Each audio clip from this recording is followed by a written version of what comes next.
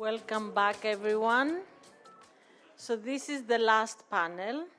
After this panel, we're going to have a coffee break, and then we will have the final roundtable where we will conclude the symposium. So we're going to start with Laleiia Arenas Vellanoweth, who is a conservator and cultural worker in Los Angeles, California. She's currently the Conservation and Collections Manager for the Civic Art Division of the Los Angeles County Department of Arts and Culture, where she manages the preservation of the LA County Civic Art Collection and develops outreach activities to enhance civic engagement with the collection. So, Laleiia.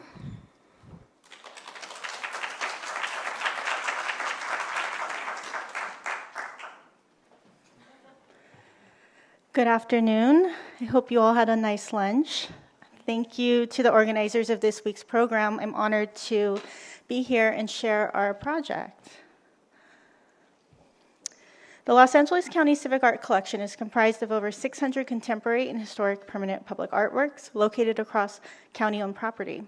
These artworks are cultural assets that belong to and are enjoyed by all county residents and visitors. They are installed in public libraries, health centers, parks, and other social service facilities, engaging residents and visitors in spaces where people play, learn, work, and provide or seek special services.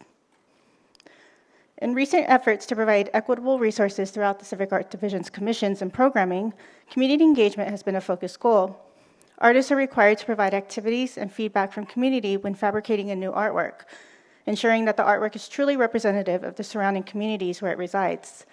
The natural extension to this work is to continue the engagement throughout the lifetime of the artwork through artist activities, educational curriculum, and conservation projects.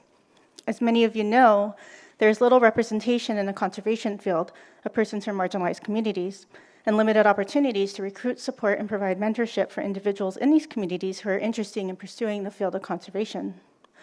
Likewise, knowledge of the field of conservation and access to conservation resources for artists are greatly needed.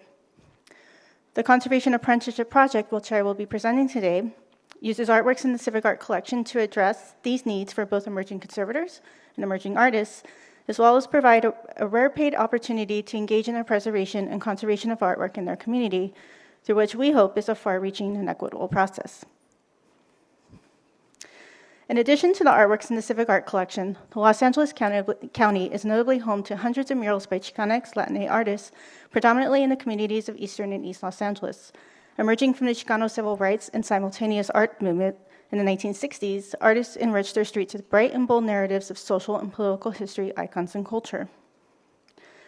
One of the Civic Arts Collection's most treasured artworks is Paul Bateo's Inner Resources mural, which is an integral part of City Terrace, a neighborhood in the community of East Los Angeles. The artist Paul Bateo is a Mexican-American artist and educator. He was born and raised and resides in East LA. He has a younger brother, David Bateo, the founder of East Los Streetscapers, whom he assisted as a young artist. Bateos has created over 50 murals over the past 35 years. His works are symbolic narratives that examine both public and personal themes that are pertinent to social issues and some more intimate matters, particularly inspired from the Chicano community and experience. The Inner Resources mural was created in 2000 on the west-facing wall of the gym at City Terrace Park. The artwork is one of the largest murals in Los Angeles and is the most often referenced of Bateo's works. The mural focuses on the global family and the force of all things. Themes featured in the mural include education, nature, and culture of the East Los Angeles area. The central figure is a representation of Tonantzin, Mother Earth. She stands amongst a brightly colored landscape with lush greenery, exotic flowers, blooming cacti, and an array of symbolic imagery woven throughout. In the initial planning of this apprenticeship project in the summer of 2023, the Civic Art Division released a solicitation to our art conservator pre-qualified lists and emphasized both conservation treatment and mentorship experience in the application selection. In winter 2023, the Civic Art Division released an open call for the apprenticeship project. The call solicited those interested or emerging in the conservation field and artists in their early stages of working in their art practice. The Civic Art Division wanted to attract as many qualified candidates as possible even if they had other commitments such as school or part-time or full-time employment. It was determined to offer the apprentices at least 80 hours of work throughout the duration of the project, so the workdays would be extended into the weekends. 80 applications were received and reviewed, most of which were highly qualified for the project. The applicants were mostly artists and about 20 emerging conservators. 4 apprentices were selected by the conservator, the artist Paulo, and a diverse panel of conservation professionals who worked in conservation equity programs and civics art staff. Because of the highly qualified application pool, the conservator hired 6 of the pre-program applicants to work on the project as conservation technicians, allowing the 4 apprentice positions to be selected from the artist pool. And each of the selected apprentices grew up and reside walking distance from City Terrace Park. The project began the first week of April under the supervision of Site and Studio Conservation, led by conservator Kieran Graves. The apprentices are gaining extensive training on the following scope of work, as well as tips and strategies on how to navigate the conservation and public art fields. Paul Bateo will be working on the mural in the larger areas of loss, providing an opportunity for the apprentices and technicians to compare skills required for both conservation compensation and artist restoration. So about the condition really quickly, the mural appears at first glance to be in relatively good condition. However, almost the entire surface exhibits severe deterioration at a micro level. There are small areas of graffiti, bubbling of the paint layer, mechanical damage and losses of the paint layer and losses in the wall. The artwork's outermost layer is a clear Nivacolor varnish, which is severely deteriorated. The varnish was applied to the mural during its fabrication and has not been replaced outside of areas replaced by the artist or repaired by the artist. The conservator found that due to the lack of UV protection, the deterioration of the varnish is causing the paint layer to pull away from the paint layers underneath.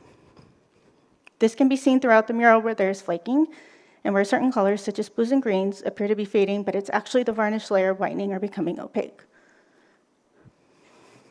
The conservator recommended immediate treatment, as it will become increasingly difficult and possibly impossible to remove the varnish layer in the future.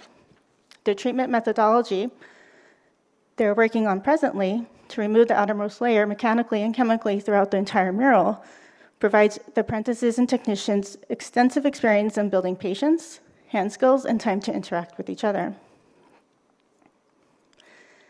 I would like to return to the application process and response of the applicants. When the Civic Art Division developed the Conservation Apprenticeship Project, the desire was to cultivate an appreciation for conservation and preservation of artworks in the community, centered around the artworks in the collection. However, during the planning phase of the project, I personally, and shamefully, fell into the trap of conservation saviorship, where I outlined the project as educating the community about preservation. The responses from the applicants demonstrated that the community is already highly knowledgeable and committed to preservation, not only through technical skills like conservation and restoration, but narratively through public artworks themselves. The applicants understood that the murals contributed to the beautification of community, civic pride, and growth of the creative economy. They saw their roles as artists to create inspiration for the communities to preserve and reflect values of their culture. And for many, their knowledge of art came directly from public artworks because of their limited access to museums and galleries, and learned more about historical moments and figures from local murals than they did in school. The preservation of these murals is integral to maintaining these artistic contributions, as well as preserve the histories and stories their visual imagery depicts. Applicants addressed the lack of investment in many public artworks in Los Angeles, how many are completely disappearing or defeated by vandalism.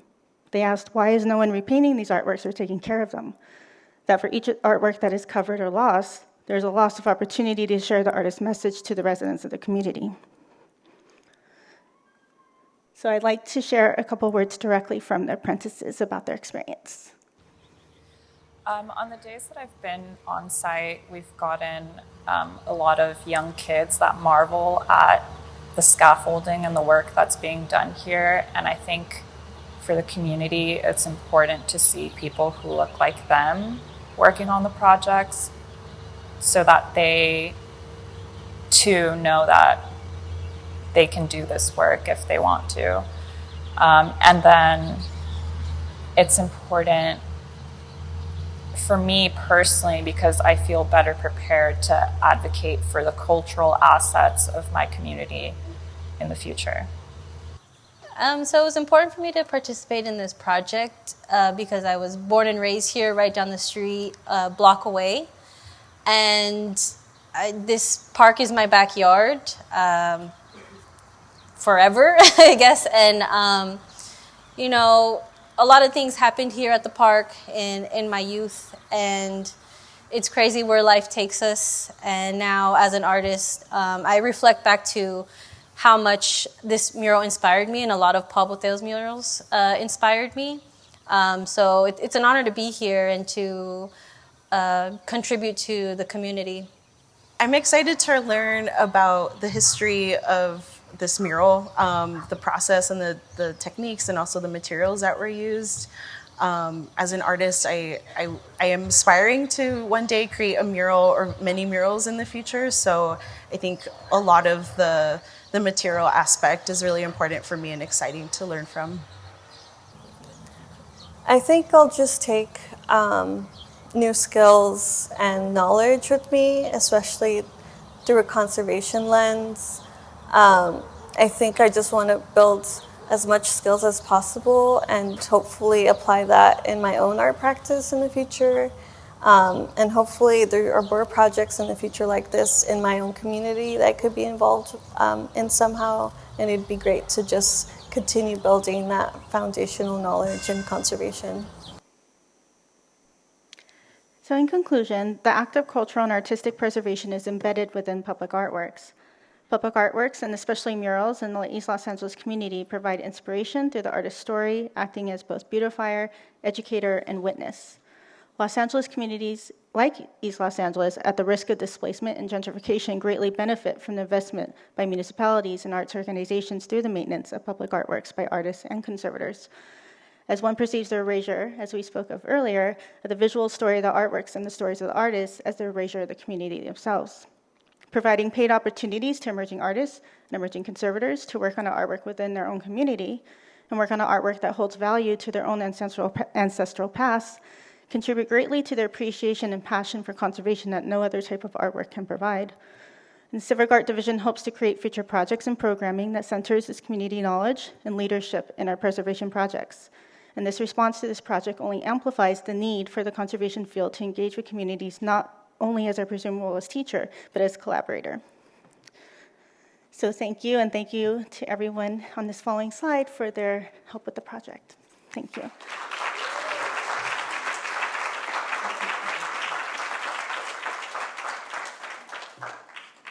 Thank you, Laleiia. So our next speaker is Daniel Borselli, who is a postdoc research fellow at University of Florence, where he carries out research on the reactions between artistic practice in public spaces and environmental engagement. So he has recently published his book, in Italian at the moment, Tragic Tropes, on the possibility of a public art at the end of the world. If this is not dramatic, I don't know what is. And he's also co-editing the collective volume, Oltre la Catastrophe, Beyond the Catastrophe. Okay? So he has co-founded the GRASP research group on art and public sphere at the University of Bologna. And his title is related to his book, and it's Tragic Tropes and the Spectacular Approaches to Public Art in the Environmental Collapse. So.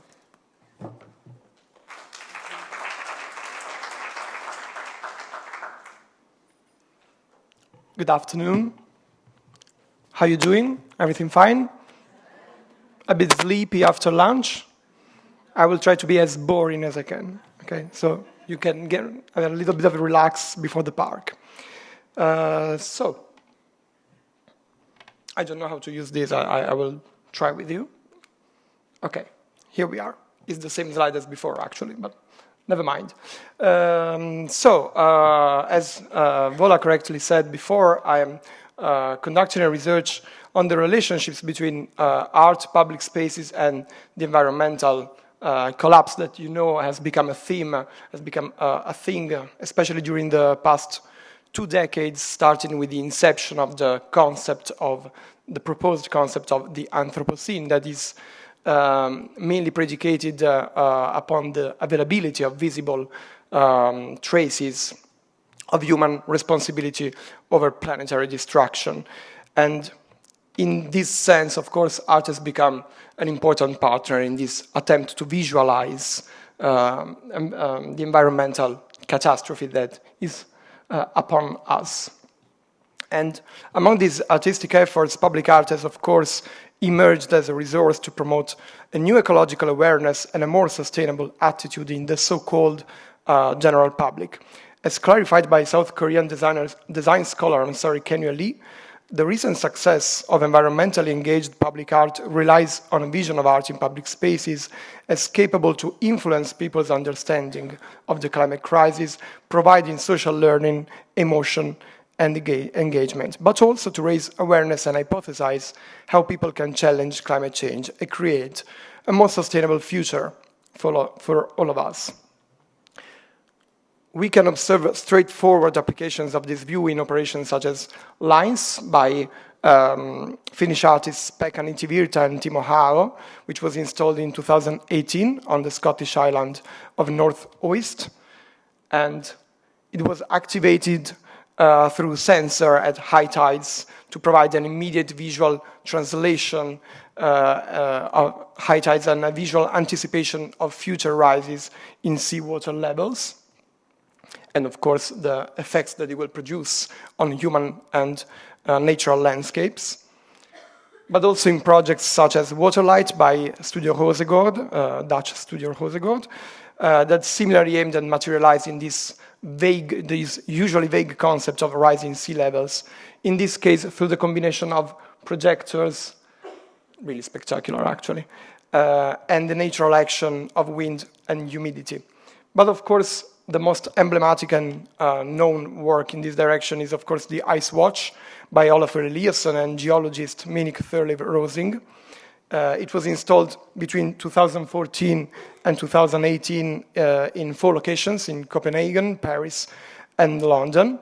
And it always comprised 12 massive blocks of ice, except for the last case in which there were 6 that had previously detached. Here we see how it worked from the Greenland ice cap and were then displayed circularly as the numbers on a clock to both visualize the melting of ice caps in the Arctic and hint to the urgency of a shared response against the dramatic effects of climate change, such as, once again, rising sea levels. It's an obsession. So, by insisting on both disturbing and spectacular anticipations of the catastrophe, all these projects seem to tell us that the end of the world is coming. Actually, it's already here, and we must act now. In doing so, they rely on a multifaceted vision of public space as a didactic platform, of the artist as an educator, and of the general public as the recipient of a one-way communication. And exactly for these reasons, I argue these artistic endeavors encounter a series of aesthetic, ethical, and political issues. First of all, as I think Mechtil Wildrich reminded us all yesterday, I don't know if she's with us even today, public art can hardly be reduced to an educational platform, as we can never really take for granted the artist's preparation and authority in this complex task. Neither can we accept the exclusion of participants from a direct, unpredictable, and even conflictual intervention in the co-creation of cultural and political debate. Secondly, by always positing the people and all of us as the sole recipients of a sense of awareness stimulated by artistic operations on the ecological matter, this view acts just as the conservative rhetoric of empowerment. This, as we know, supposedly endows individual subjects with the power to change their own social context, while accidentally forgetting to mention the greater socioeconomical, cultural, and political inequalities that originated that same context, such as, just to mention a few, the histories of racialization, sexualization, enslavement, landscape devastation, and interspecies exploitation that violently turned our age into the human epoch. Or, as we should probably say now, the white supremacist Capitalocene. In other words, displaying monumental installations in public spaces to materialize the present and future consequences of environmental collapse operates as what I propose to define as tragic tropes, a neoliberal, heteropatriarchal ideological strategy that deliberately absorbs public art and catastrophic warnings not to reconsider how we live in human and more than human communities on this planet, but on the contrary to preserve the privileges and interests of a few, hiding their status as the main political subject effectively responsible for planetary destruction, and also the one capable for a substantial transformation. In this way, the damage produced by the capitalist apparatus is literally exhibited in public squares, but only to reaffirm the illusion that there is an us called to account for it. Just as the strategies of greenwashing we growingly witness today, for example by oil companies and mega corporations, tragic tropes represent an insidious form of art washing. And with this term, of course, I mean a process of pacification and self-absolution functional to the reproduction of social hierarchies. And at the same time, the neutralization of effective antagonistic actions that may threaten the stability of the whole system. Tragic tropes, in conclusion, present themselves as public art for the sole fact of being exhibited in shared urban spaces, but at the same time they operate as the many doomsday announces that have always populated Western culture. As perfectly exemplified by David Bowie and his really moving song 5 Years, that is the opening track of the legendary 1972 album The Rise and Fall of Ziggy Stardust and the Spiders from Mars, going into streets to claim that Earth is dying and that there are 5 years left before catastrophe does not imply allowing people to find a solution and a way out. It just means leaving them 5 years to despair.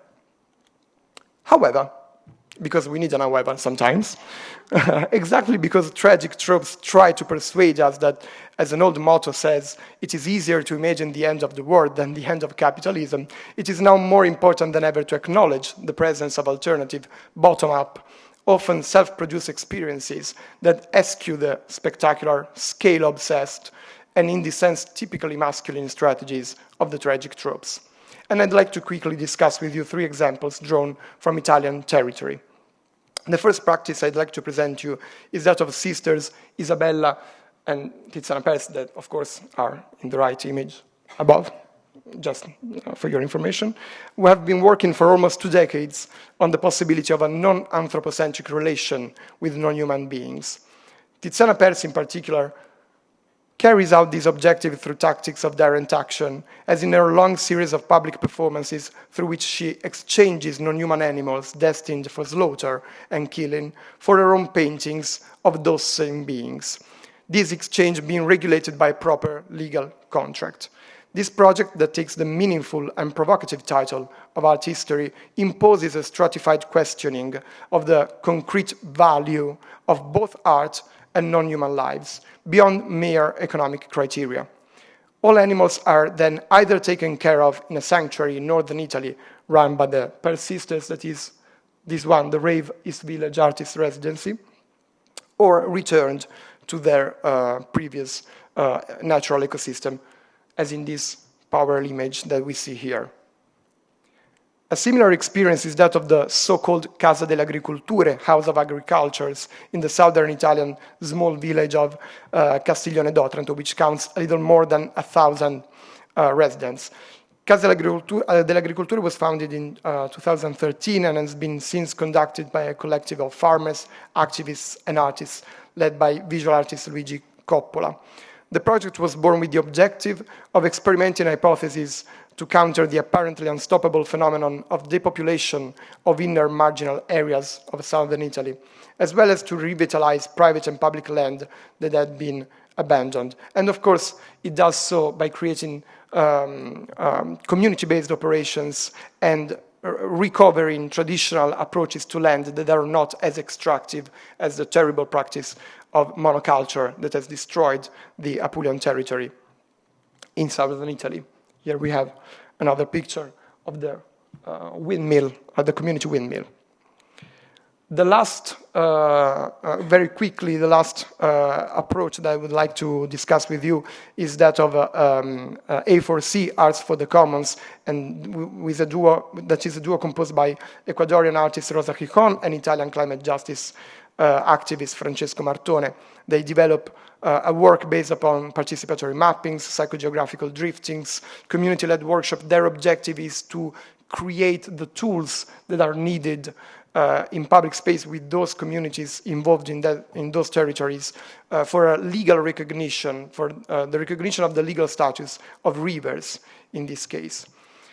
So the last thing that I would like to tell you before, of course, I go once and for all, is that as different as these projects obviously are, they suggest us the possibility of a non-spectacular approach to public art in the environmental collapse, drawing from a repertoire of tactical instruments that include art as direct action, an interest for non-urban public spaces, and anthropocentric relational paradigms based on more than human mutual care and kinship.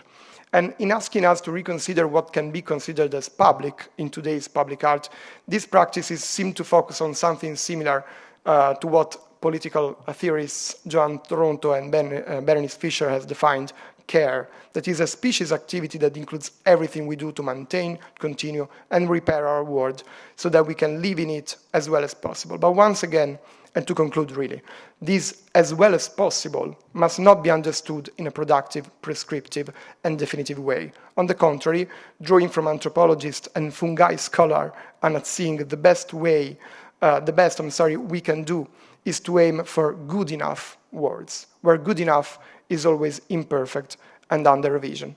Thank you so much.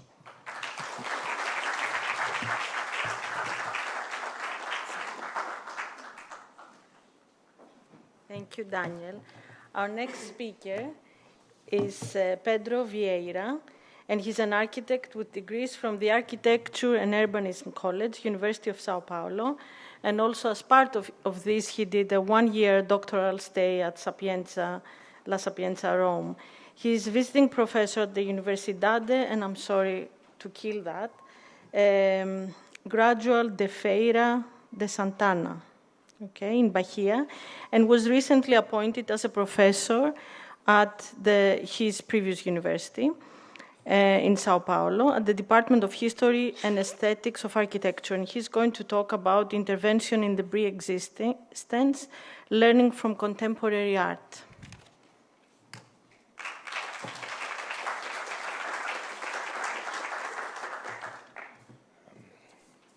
Good afternoon, everybody. Let me see if I can manage this. Okay. I'm going to read just to control better my time.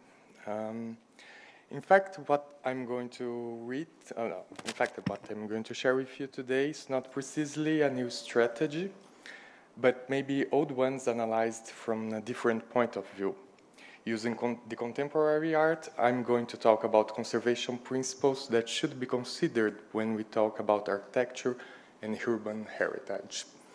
Interventions in the preexistence is not a new subject, and the Italian scenario is the proof of it, considering also the contemporary art. And Marina and Barbara are the authors of a beautiful book that also proves that.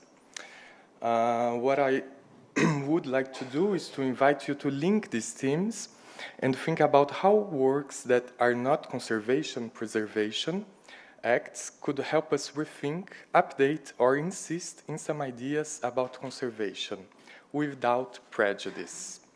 Last year, the Teoria del Restauro by Cesare Brandi completed 60 years, and this year, the Venice Charter as well. Instead of trying to reinventing the wheel, it would be better, in my opinion, to expand or deepen the interpretation of these texts. That is what I'll try to do, departing from some works conceived by the Brazilian artist Carmela Gross.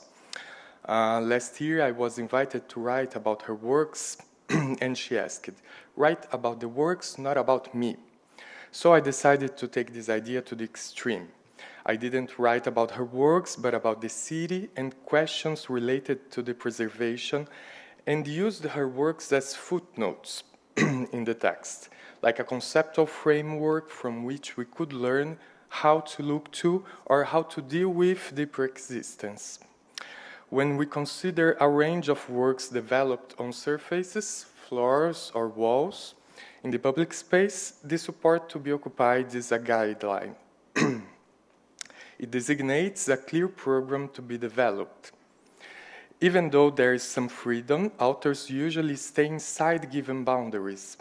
If it's valid to mark a split between the production considered modern and that contemporary, it could be the subversion or overflow of these guidelines. Artists who should produce monuments start producing sidewalks. This banal architecture, often overlooked by architects themselves.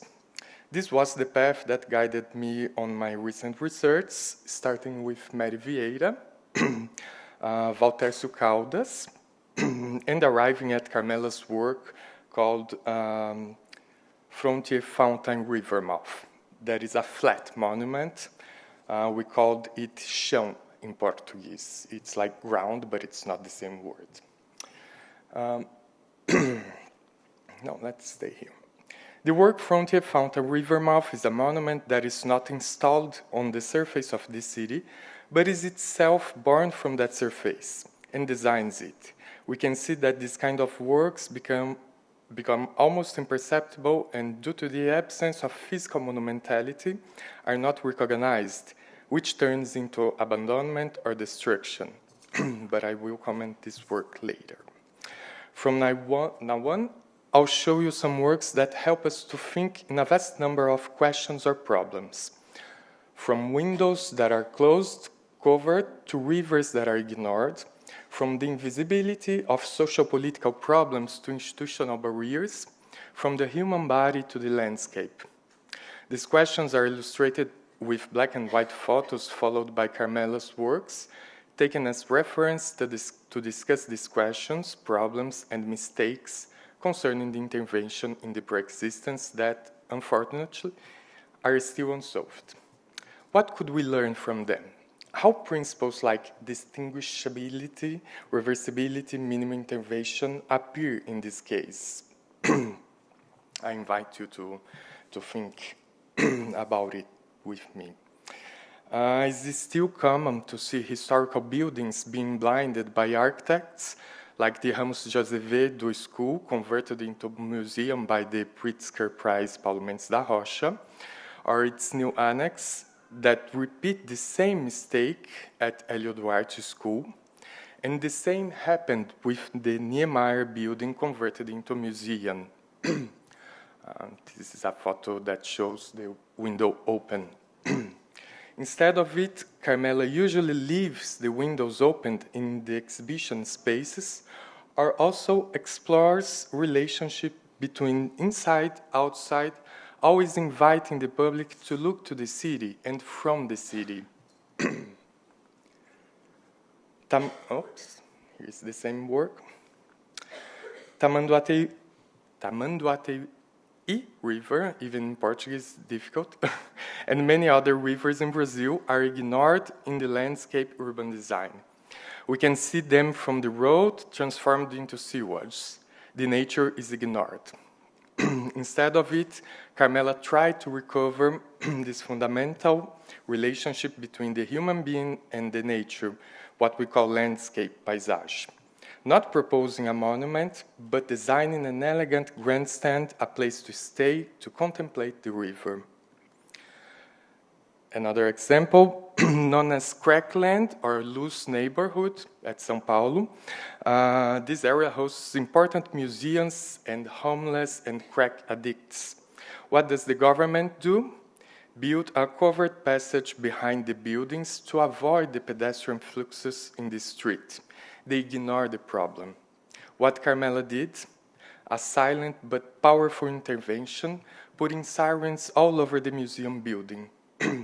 Carmela's catch attentions to something that is more than visible, but they insist to ignore. Geopolitical questions, with or without physical barriers, are still reproduced in the urban and institutional scale all over the world, not to mention the language.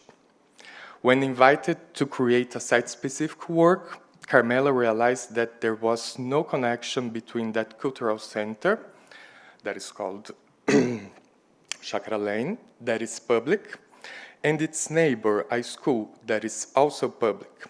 She decided to build a stair that could surpass this barrier.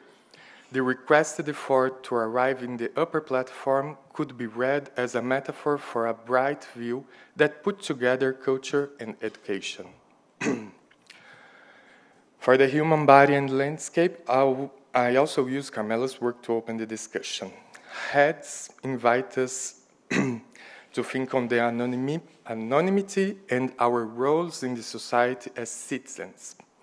Besides, or before the current discussions on race and identity, the Black woman invites us to think not just about our presence in the public space, the opposition between movement or immobility, lightness or weight, but also think about the social or technical machinery that our bodies hidden.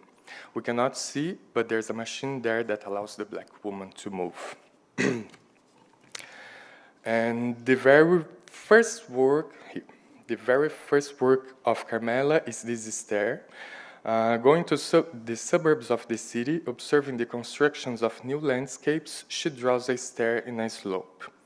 Here we arrive at Frontier Fountain River mouth. And once again, instead of a monument, the emptiness, the free space, the tribute to the freedom in front of such a wonderful landscape offered by the nature where we should intervene with responsibility, respect, elegance. After these brief comments, we can return to the principles that should be shared and known in our field of preservation. They should be always considered at the same time, articulated and departing from the object. Another principle that we cannot forget, the consideration of the stakeholders, not forgetting that we, architects, artists, specialists of any field, are also part of these groups. We should hear more, I agree, but we also should be heard. The multi-transdisciplinarity work is something that cannot be ignored nowadays, but we cannot conduct the decision-making process as demagogue campaigns or plebiscites. These principles do not seem to be limitations to the creative work of Carmela. Maybe she does not know Brandy or the Venice Carter. Maybe we can learn from her and from many other artists a more sensitive approach to all these themes related to the public space and the intervention in the preexistence. Cesare Brandi, in his first aesthetic text, Carmine, affirmed that the restauro is a critical thinking. These works of art also have a critical approach. Of course, I am not suggesting a confusion between the disciplines, art and conservation, but just inviting you to think on the possible exchange between these two areas. Unfortunately, there is a lack of this kind of sensitive and critical approach, and Carmela's work was a victim. Some years ago, a renovation of the square simply ignored the work as a work of art, and the insertion of benches, trash cans, and bollards destroyed somehow the work on its elegance and sobriety. Or we can go further and ask why the new constructions in front of this wonderful landscape and in front of a real work of art insist to be everything but good architecture. Carmela is an artist, not a conservator or an architect, but somehow her works in and for the public space show us the wide range of possibilities that we have when dealing with the city and our heritage. And just to conclude, just to show you some works that talks about the self, and I could also recall Carmela to illustrate another new strategy. When we talk about permanent art in the public space, it's normal to imagine panels, murals. She always subverts what is offered, playing with the scale, dimension, and perception from the pedestrian to the aerial point of view. Thank you very much.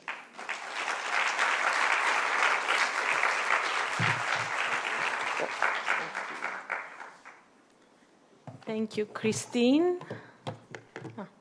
So our last speaker is actually Christine Keys-Statham from Western Sydney University. And she's going to, She's a curator and cultural researcher. She lives and works on Gadigal and Wangal, in Sydney. And her curatorial practice and research has a particular focus on public space and environment, and she's dedicated to expanding the potential of public art through multidisciplinary collaborative projects. And she's going to talk about public art in the museum and how connecting the Powerhouse to Parramatta. Beautiful. Thank you.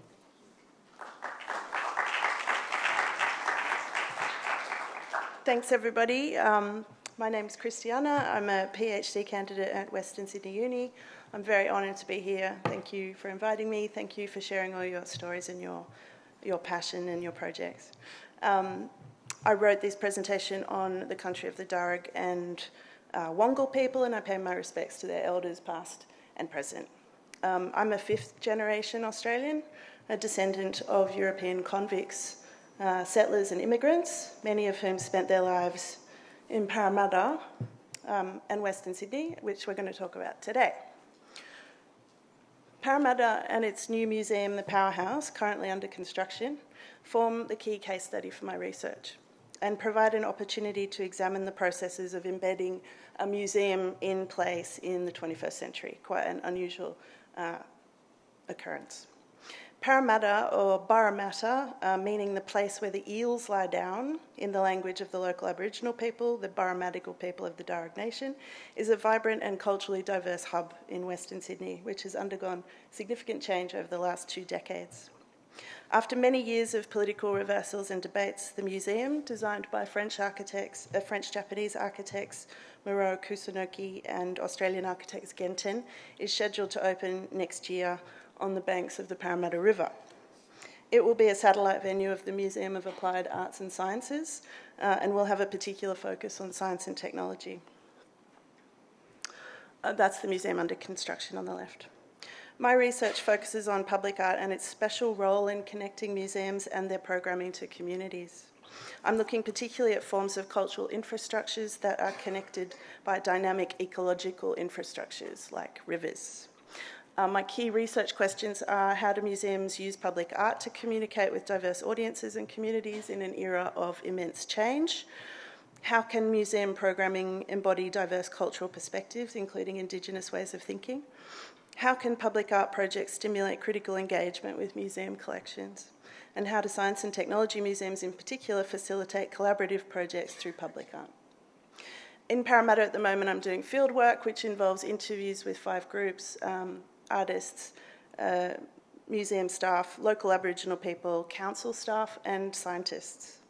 This field work is aimed at understanding the complex set of relations at play during the museum's development and how stakeholders are contributing to the museum's ideas of its future publics. I thought it might be a good idea to show you a map, everyone loves a map, of where Parramatta is. You may know some of Sydney's cultural icons, the Opera House, the Harbour Bridge, and our beautiful beaches. They're all there in the eastern part of the city.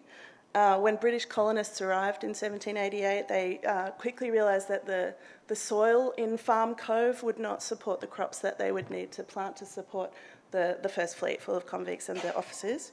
So within a few weeks of arriving, they made their way up the river to Parramatta. Parramatta was founded and crops were planted in that same year, 1788.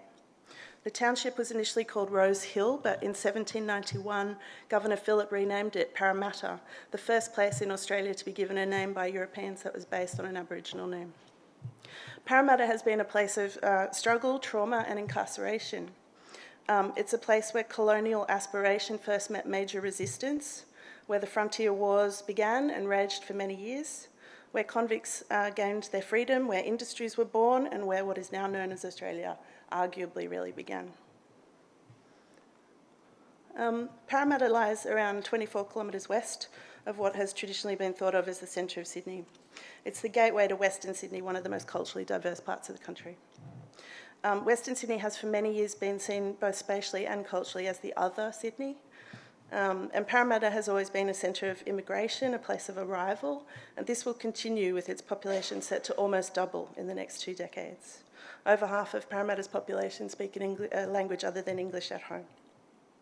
Parramatta has become the focus of significant strategic planning that aims to turn it into the central river city, Sydney's new centre.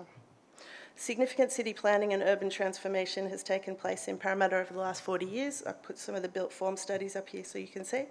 And $10 billion in private and public investment has been made in Parramatta since 2018. That's about €6 billion, I think. The Powerhouse Parramatta is part of this recalibration and recentering of the city. The Powerhouse is being built in a dynamic cultural landscape. Parramatta has a large collection of public artworks and artefacts ranging from heritage objects, interpretation and wayfinding, multi-million-dollar commissions in the central business district, works commissioned during waves of urban renewal around Australia's bicentenary in 1988 and the Sydney Olympics in 2000. Artworks embedded in new private developments and skyscrapers, lobbies, and also in infrastructure like bridges and paving. Parramatta's public domain is particularly rich in Aboriginal and colonial items of significance, such as scar trees like this one on the left, from which Aboriginal people cut bark for shields and canoes, and this boundary stone from 1839, now caged for its own protection and under a bridge next to the river. The traditional owners of Parramatta, as I mentioned, are the Barramadigal people of the Darug Nation, and they're making a significant contribution to the development of the new museum. There's a foregrounding of Indigenous ways of being in the development of the museum and its programs, and this engagement has the potential to reshape how Australian cultural and scientific organisations work with urban Indigenous communities. Parramatta is well situated as a locus of contemporary approaches to Indigenous culture, as it has always been a place of contact and negotiation. Robert mentioned country, and so it's great that we're having that conversation. Rather than viewing country or land as a physical environment or as only a physical environment, Aboriginal people consider country as a deeply symbolic and spiritual place, and their culture is intertwined with the landscape and its processes in inextricable ways. These belief systems are increasingly incorporated into public art, design, architecture, and contemporary discourse in Australian cultural life. These are cultural landscapes that are fish traps in other places in the city, the country. The one on the right is a World Heritage Site and has been maintained by Aboriginal people for over 6,000 years, which sort of puts paid to our conversations about ephemeral and permanent. It's both ephemeral and permanent. This selection of works is to give you a sense of the cultural landscape in which the museum is growing and some of the objects the building will sit in relation to. This artwork's just across the road from the museum. Artists often engage with the river and its inhabitants, particularly the eel, after whom the city is named. This is one of the $2 million commissions in the city centre, delivered by UAP actually. There's a strong tradition in Parramatta of integrating public art into developments and infrastructure, which commenced in the 1990s when budget constraints led to council's arts and culture staff working more closely with capital works teams to deliver projects using development contributions. The river continues to seep into public art projects in Parramatta with artists addressing the river and its processes and bringing their own cultural perspectives to the river as content for their artworks. I asked, if you're a Sydney-sider, this is a sort of horrific image because the river is not only toxic, but it's got sharks in it. Yeah. I asked this artist, who was your public when you made this work? And he said, sharks? There's also significant ecological infrastructure, which is out of date, but there have been waves of interest in the ecology of the area. Parramatta's also got a strong history of relational practices. This recent project was a large-scale installation, website and book that showcased hundreds of portraits of community members who were experiencing the twin challenges of major urban redevelopment and a pandemic. I just wanted to, because I'm in the middle of fieldwork, I just wanted to start to crystallise some of the themes, the resonant themes that are rising. One of them is the changing social roles and responsibilities of cultural infrastructures. I'm interviewing artists, museum staff, Aboriginal people, scientists, and council staff. So these are a mixed bunch of quotes, but people are thinking about what it is to make a museum in this day and age. They're thinking about museums as a place of shelter in natural disaster. The Powerhouse is being built in what is effectively a flood zone. And we've had a lot of climate-induced emergencies over the past few years. The renegotiation of the terms of engagement with communities.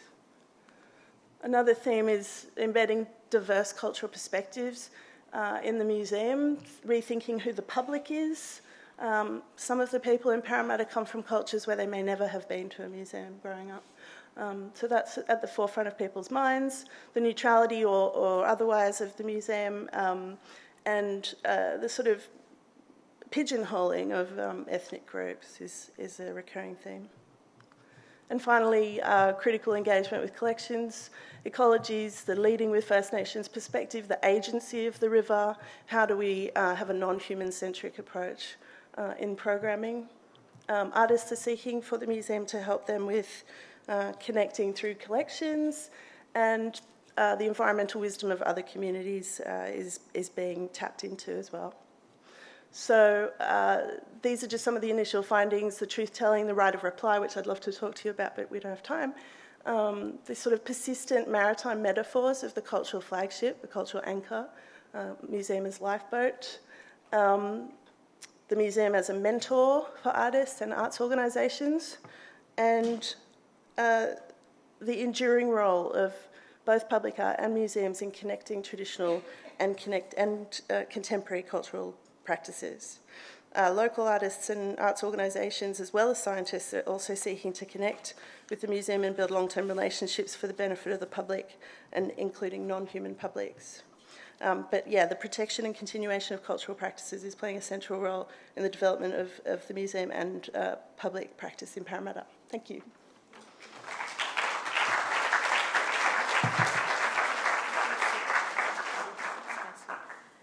Thank you very, very much. I would like to invite our panelists for a discussion. I want to say that in my previous life, I was an academic, and that felt very much at home, actually, where the discussions about the more than human, non-human, the Anthropocene, and the end of it was very, very prominent. So I'm going to start with a general question, and then I have individual questions for you, but I hope that the audience can also ask questions. So there are many similarities. So Christiane and Daniel, you talk about climate change, and you talk about the city as well, and the role that public art plays. All of you talked about this. So my first question is that it seems that for all of you, public art assumes a significant interconnecting role to address both social and environmental inequalities.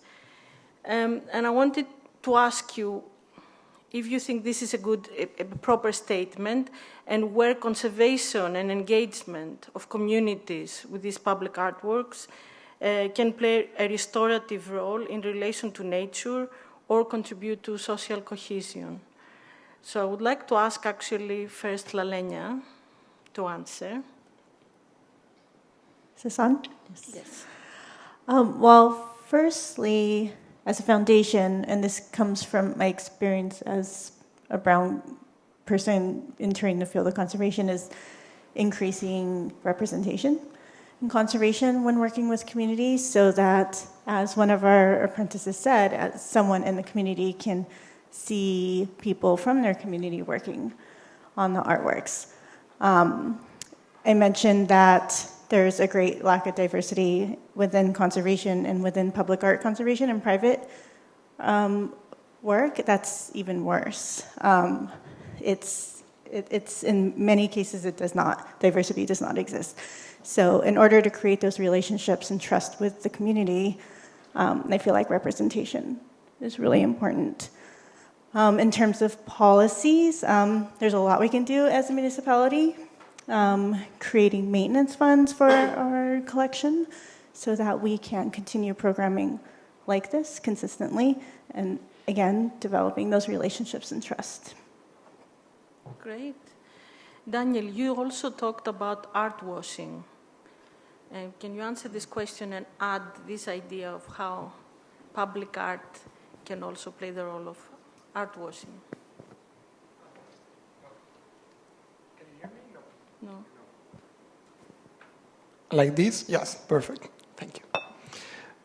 So yes, of course, art washing is the main thing probably in the first part of my presentation, because it's really split in half. We have the constructive part, and then I hope at least a bit more of a constructive part later. But I think that of course it all has to do with let's say the mechanisms, the economical mechanisms that allow the production of certain artworks. When we have these imponent, monumental, and spectacular projects, of course, they need fundings, and important ones, of course.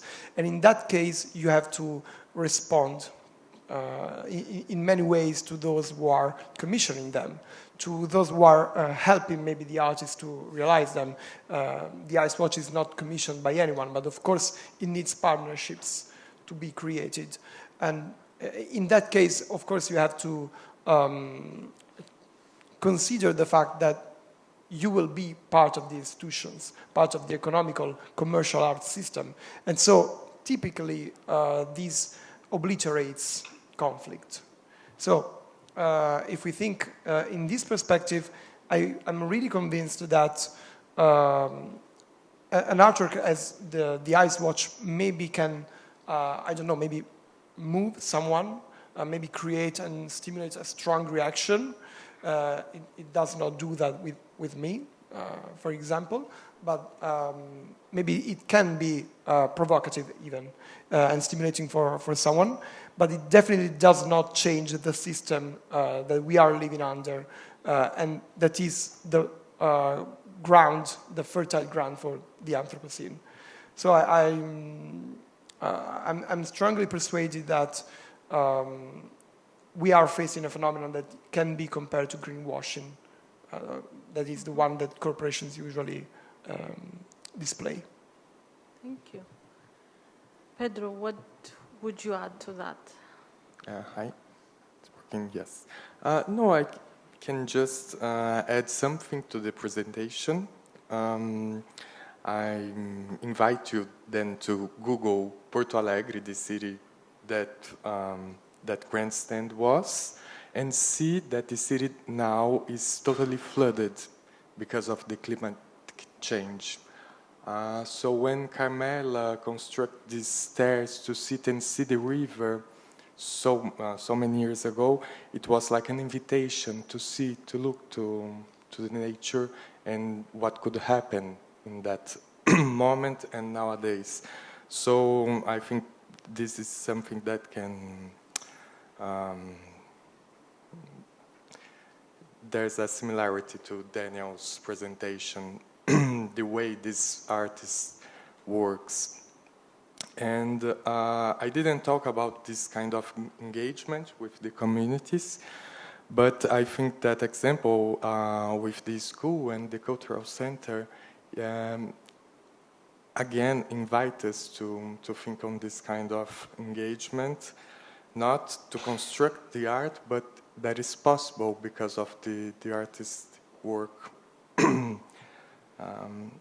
I think it's somehow in this way.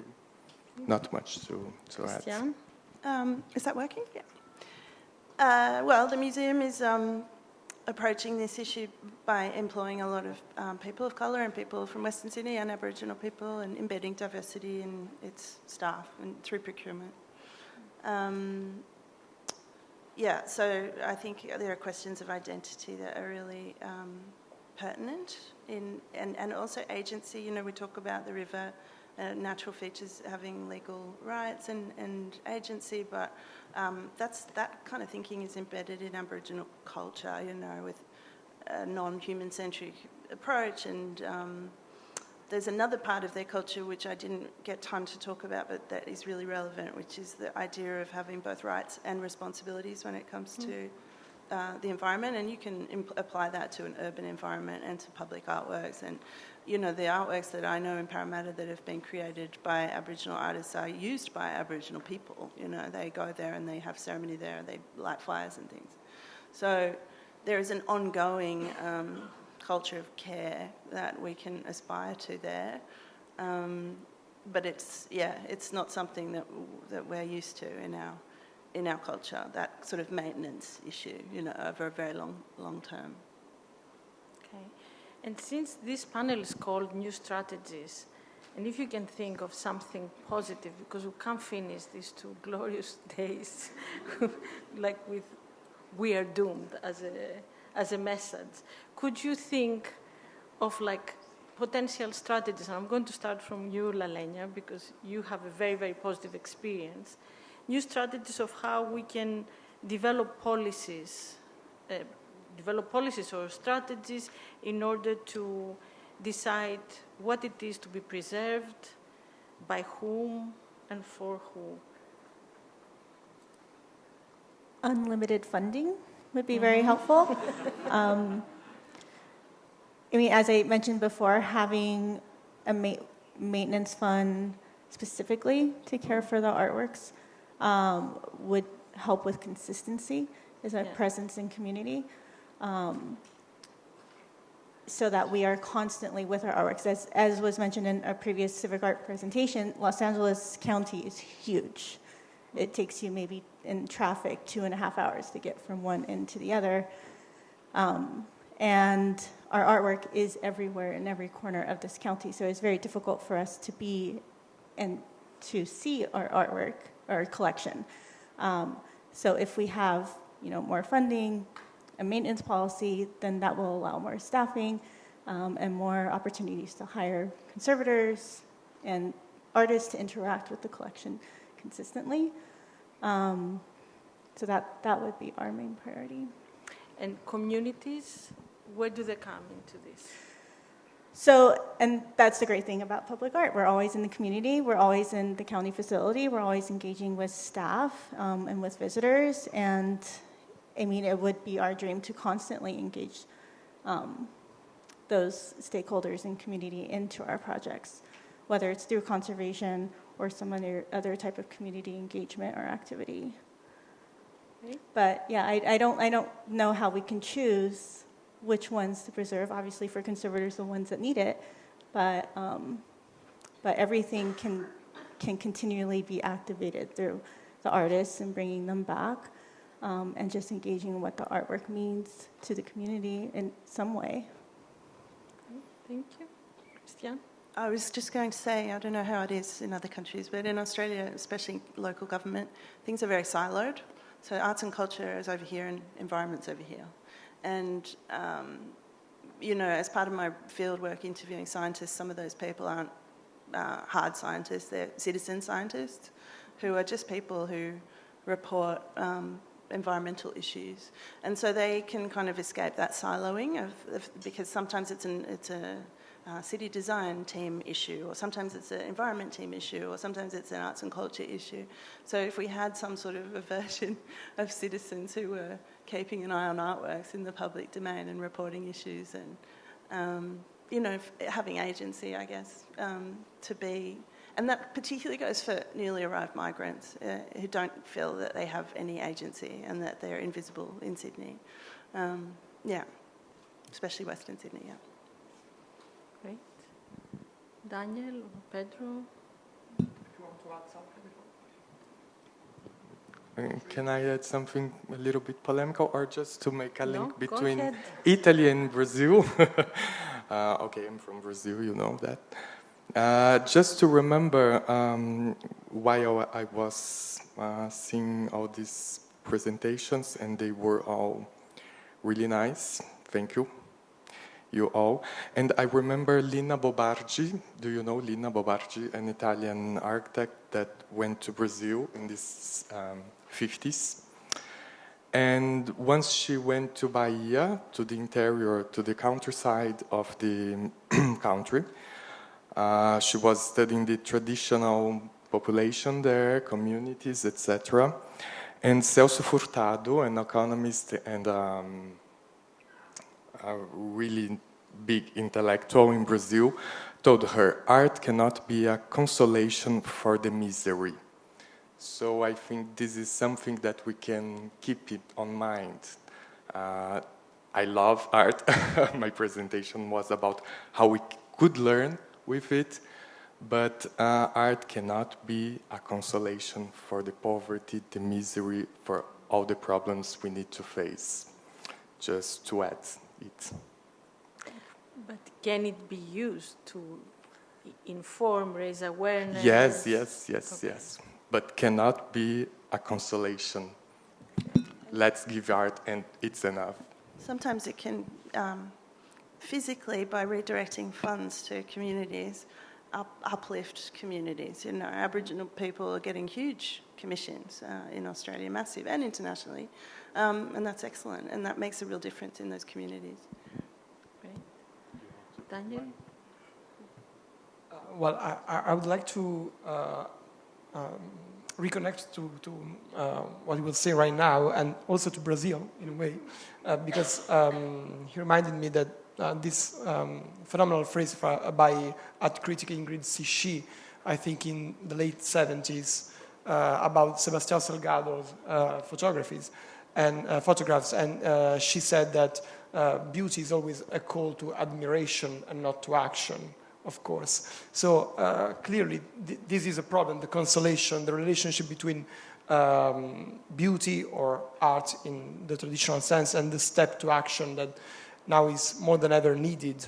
Otherwise, we will not have even a planet in which to consider if public art is important or not. So clearly, this is probably the most important thing that we should address right now. And I was thinking about your first question, just in a short phrase, about preservation and conservation, and I forgot to add to this that, of course, who decides what is to be conserved is an important question, and I believe that before we think about what public art projects or what forms of cultures are to be preserved, the most important thing that we have to consider is what kind of a structure of power are we preserving through the conservation or by not preserving certain artistic projects. So in the case of my artistic practices, the practices that I've studied and considered, I think that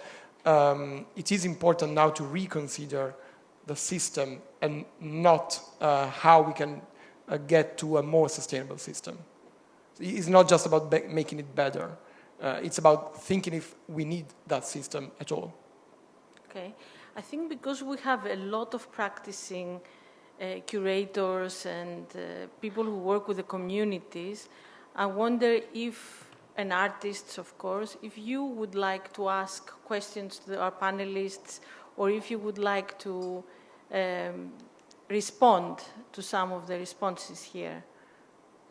So questions or statements from the audience?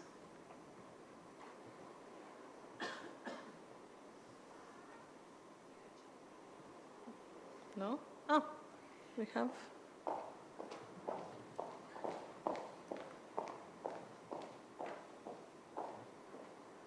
Sí, buenas tardes. Thank you for you all, because for us it's very important to this discussion about museum art, in this case, public art community.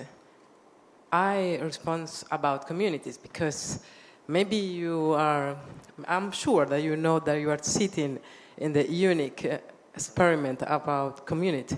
This museum was created by us and was really a dialogue with a system, with the people, like 600 communities or associations that respond, that speak for these communities. We are so pretty to live. This is our house. And the things we resolve it together. It's not different. That's what I want to ask.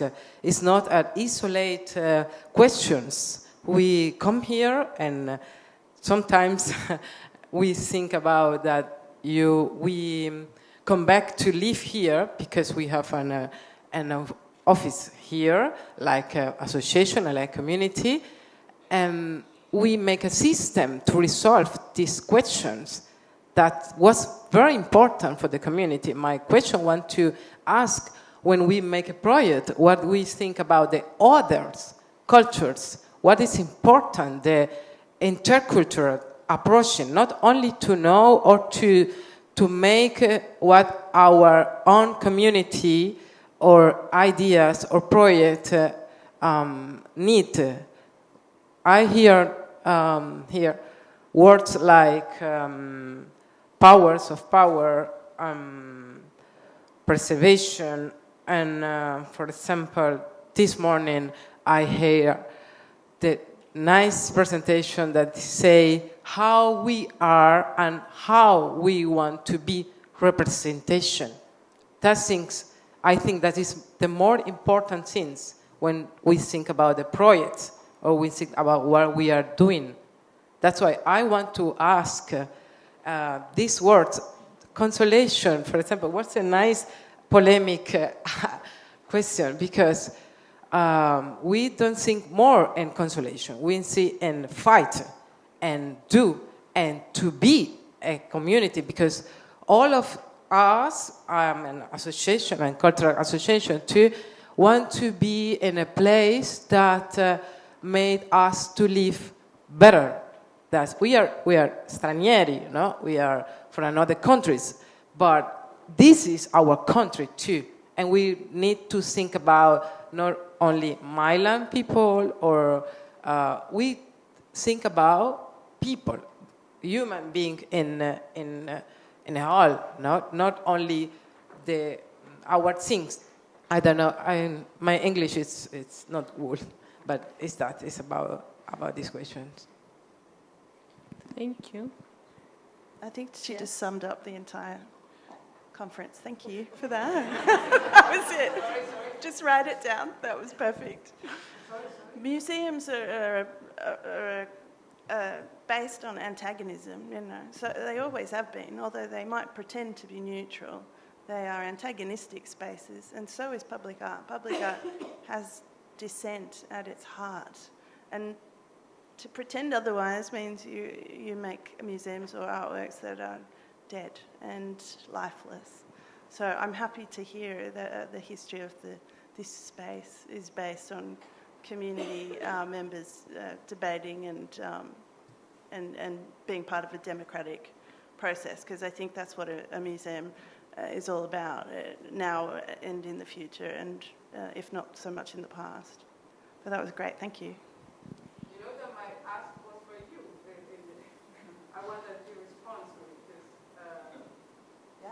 We haven't talked about antagonism or fighting, you know, very much, but actually it's really an important part of public art practice, and it's also at the heart of democracy, is debate, and yeah. So I'm glad that we finished up by talking about it. Thank you. Any other comments? No? Okay. Oh, yes. No, the mic is coming.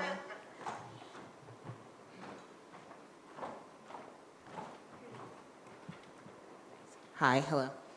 Yeah, thanks, everyone. Thank you for your contributions over the past couple of days. What I wanted to ask was, I was struck by, in all of your presentations, the locality of your source material and concerns, and the communities that you brought up, and the work that you shared. And so I guess, yeah, in a conference in Milan, full of international people. I guess I was just wondering if you could kind of comment on the translatability of like deeply local issues.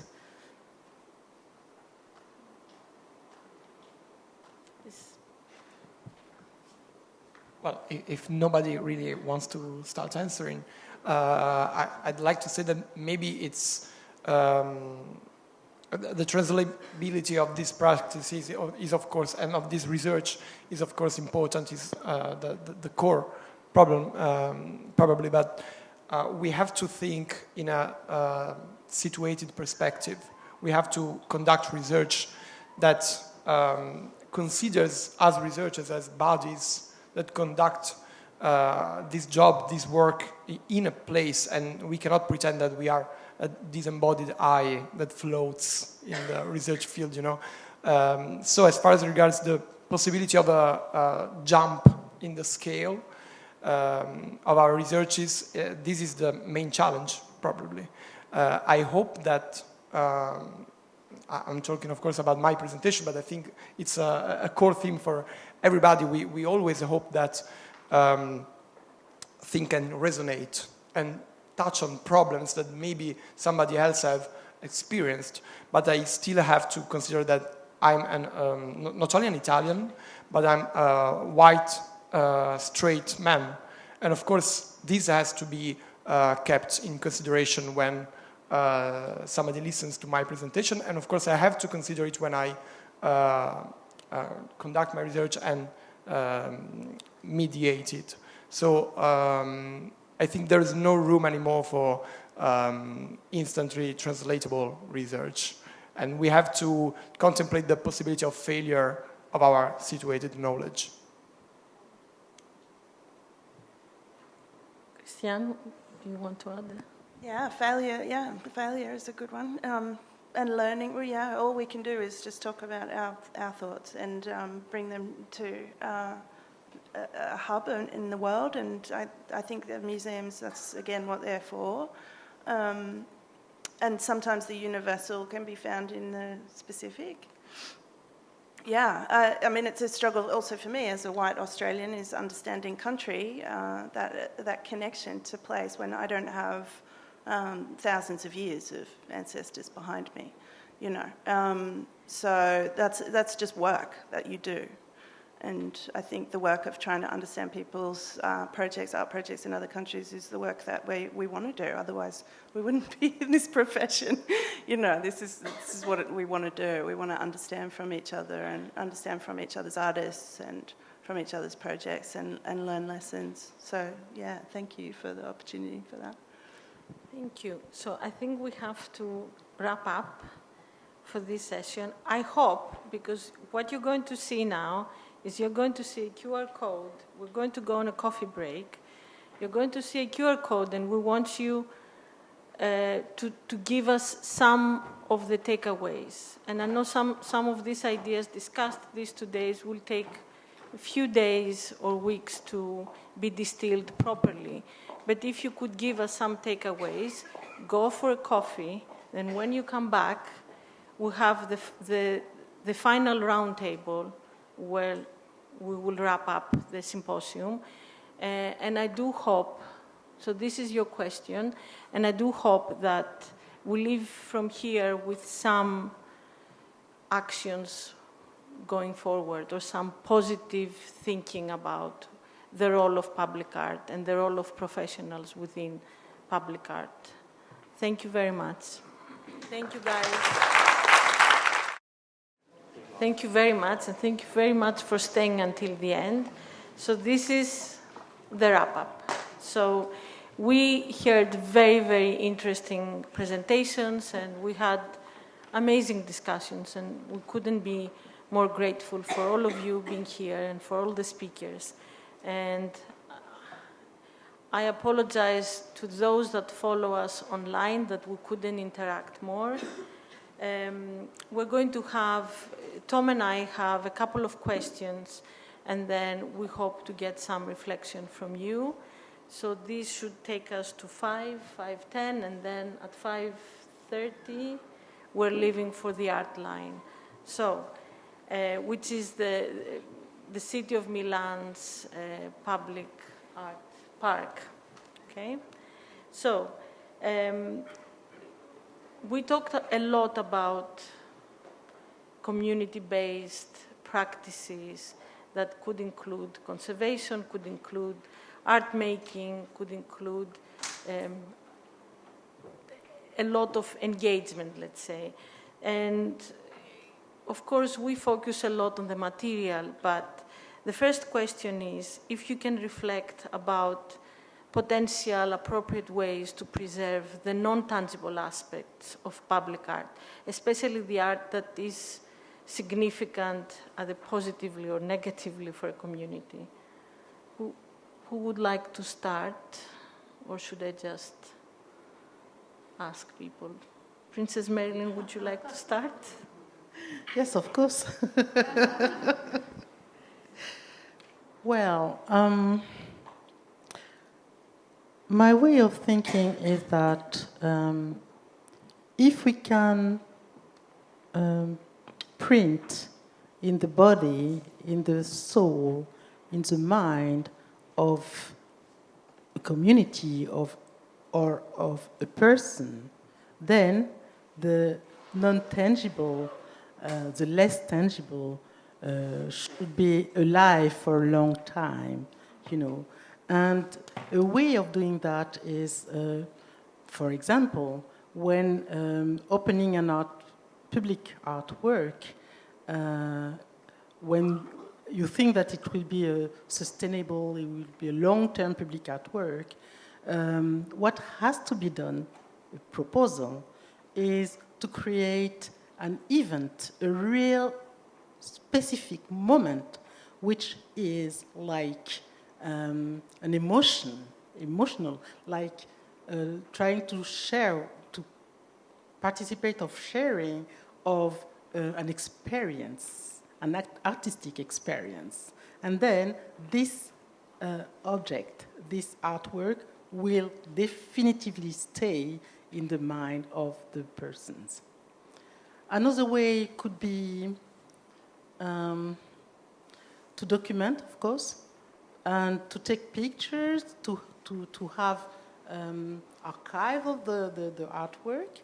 And if this artwork disappeared, then few different possibilities, but one could be, I'm dreaming, kind of projection of an hologram of this artwork in that space, you know, to make it alive from time to time, once a year, 2 years. Well, I don't know how many times, but to make it alive as something which has been, which is virtual now, but which is still there, you know, to make people remind of what was on that site. I have so many ideas, but I think that other person can share their ideas. Thank you.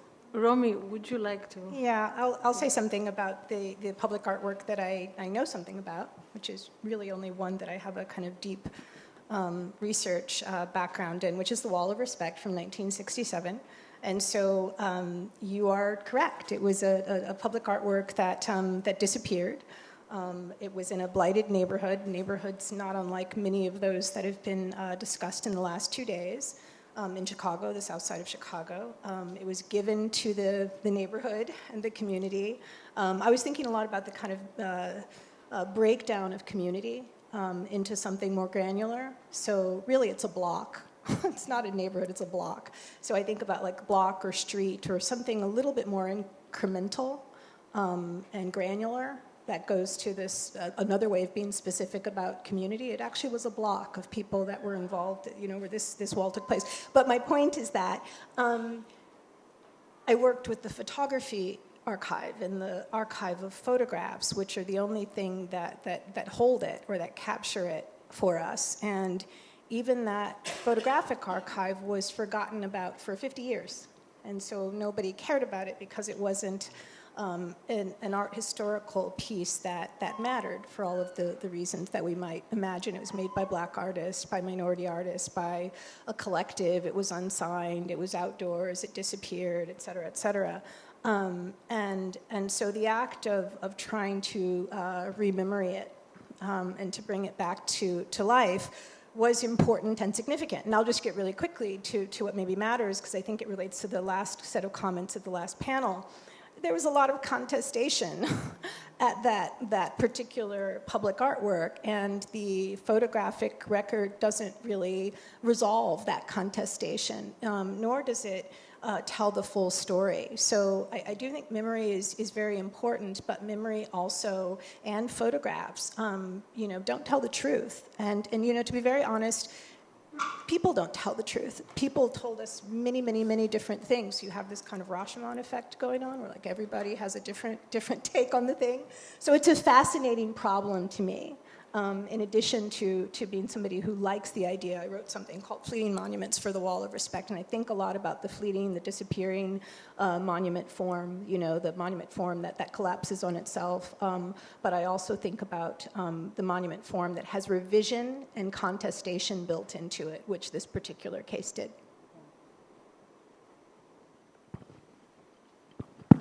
I mean, I'm thinking of my job and role as a conservator, and one of our chief task is to establish significance with art historians, curators, architects, and so on.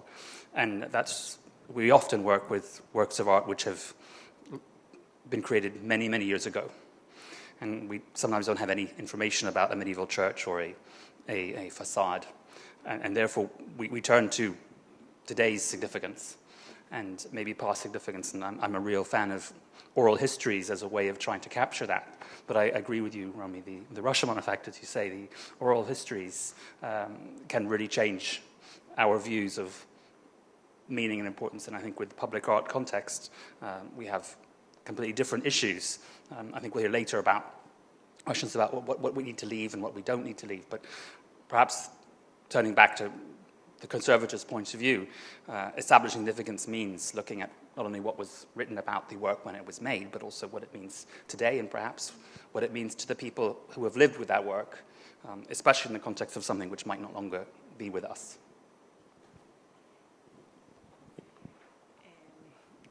Thank you. And I would bring my experience as academics, so how I think that what it is important to care about intangible process is to document what is the process and not to document the outputs itself, that is the public art installation, of course through photographies or other ways of documenting it, but it's increasing the quality of investigation about the process of creating public art. In this way, it can be documented, not just the final result, but also all the invisible actors and things that happen in the process.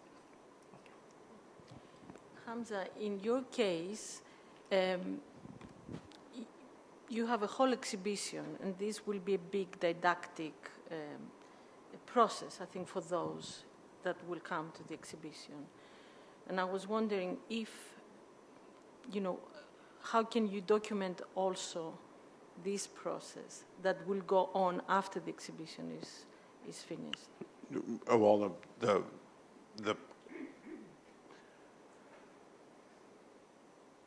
the making of the exhibition is being documented as a film. Okay. So they're going to make a film about it. It's actually Jordan Peele's production company is backing it, so it's a real thing in that regard. But back to and there's a 400-page catalog, so there's no sense that there won't be documentation, about the thing. It's just a behemoth in a way. But back to the initial part of the question. I'm always amazed by, in a species sense, human sense, kind of like, I guess, the grand arc narratives of societies and civilizations. by what we forget or what we don't know, or I used to teach this very basic art appreciation class, and I would start with, caves, Mohenjo-Daro, the terracotta soldiers, and the students, and this is the Odyssey Project, Romy, I don't know if on the south side of Chicago, so it was for students who were doing this program to get adult students who never got their high school diplomas, so they were getting their GED or equivalent, basically, kind of thing. But on the one hand, yes, they were, interested and taken with what these, cultural, sites, objects were.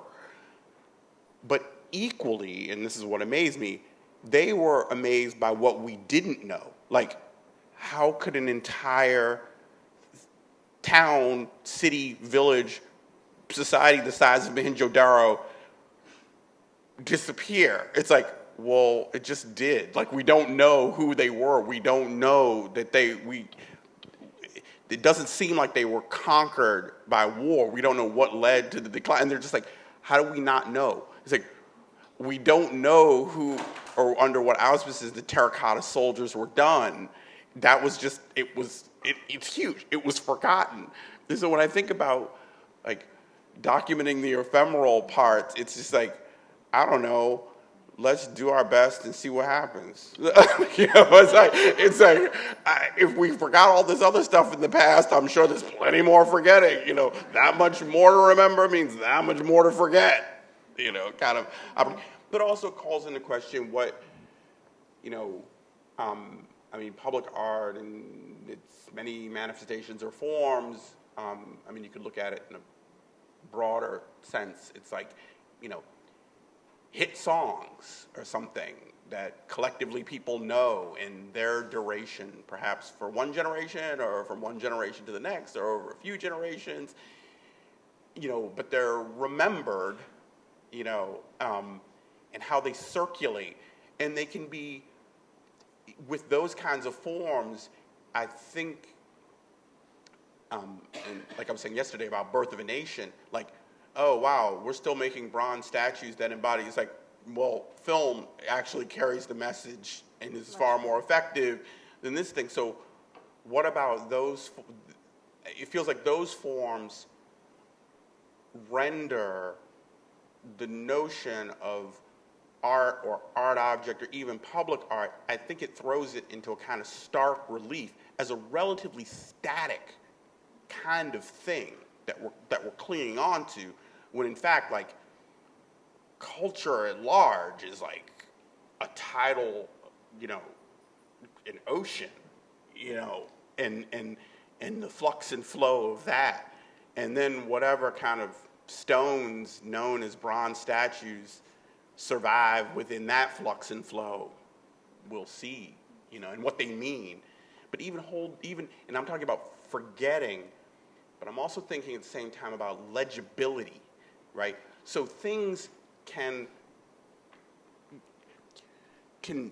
exist and they can have, all the agents and actors and whatever the spirit was of a particular period that brought something into being, right? That then that might become the province of academics hundreds of years later or something that can kind of rehabilitate that spirit or whatever made that legible. But its legibility to us by and large is like, all that information is there. So we can document all the stuff and everything. That still doesn't guarantee its legibility for any kind of future. So those are just thoughts. If I can relate to this as well, I think it's very important the awareness that archives are not neutral, so the choices that we make when we choose what to keep and what to let go, on the one hand. Second, as Hamza said, I mean, history, who knows, what will really stay and which kind of research those who come after us will choose, to broach into, to delve into, right? And I know this by experience because I've worked a lot on installation and environments, replicating lost artworks, ephemeral artworks, and sometimes you find, sources and archival sources in the places you wouldn't expect, not necessarily, where you're looking into. And finally, I just want to say that I also really love the approach that Romy had towards the Wall of Respect in her curatorial project. So not necessarily we have to replicate stuff, but we can memorialize with ephemeral and alternative forms. May I? Just please. Yes. I have a wondering, why do we want to preserve, for who and what for? And if we have an answer on that question, I think the processes we will have for the preservation should be really clearer. So, thank you for saying that, because I wanted to pick up on one of the things you said, Marina, about who makes the choices in your term archives. But I think we've heard a lot of talks in the last few days about letting go, and ultimately who makes those choices, and I don't think we will today come up with a policy that we all agree who's going to decide to make go, that will then go to our governments and have them all sign off. So assuming that's not going to happen, I mean, I'm sure each of you has some ideas about, small chunks, about things that could happen, things that you might have heard of in the last few days, or other things where you feel choices are being made either to allow pieces of public art to disappear or not, and any decision which might be challenging some of the established voices that clearly in some of the words up here, there's a feeling there.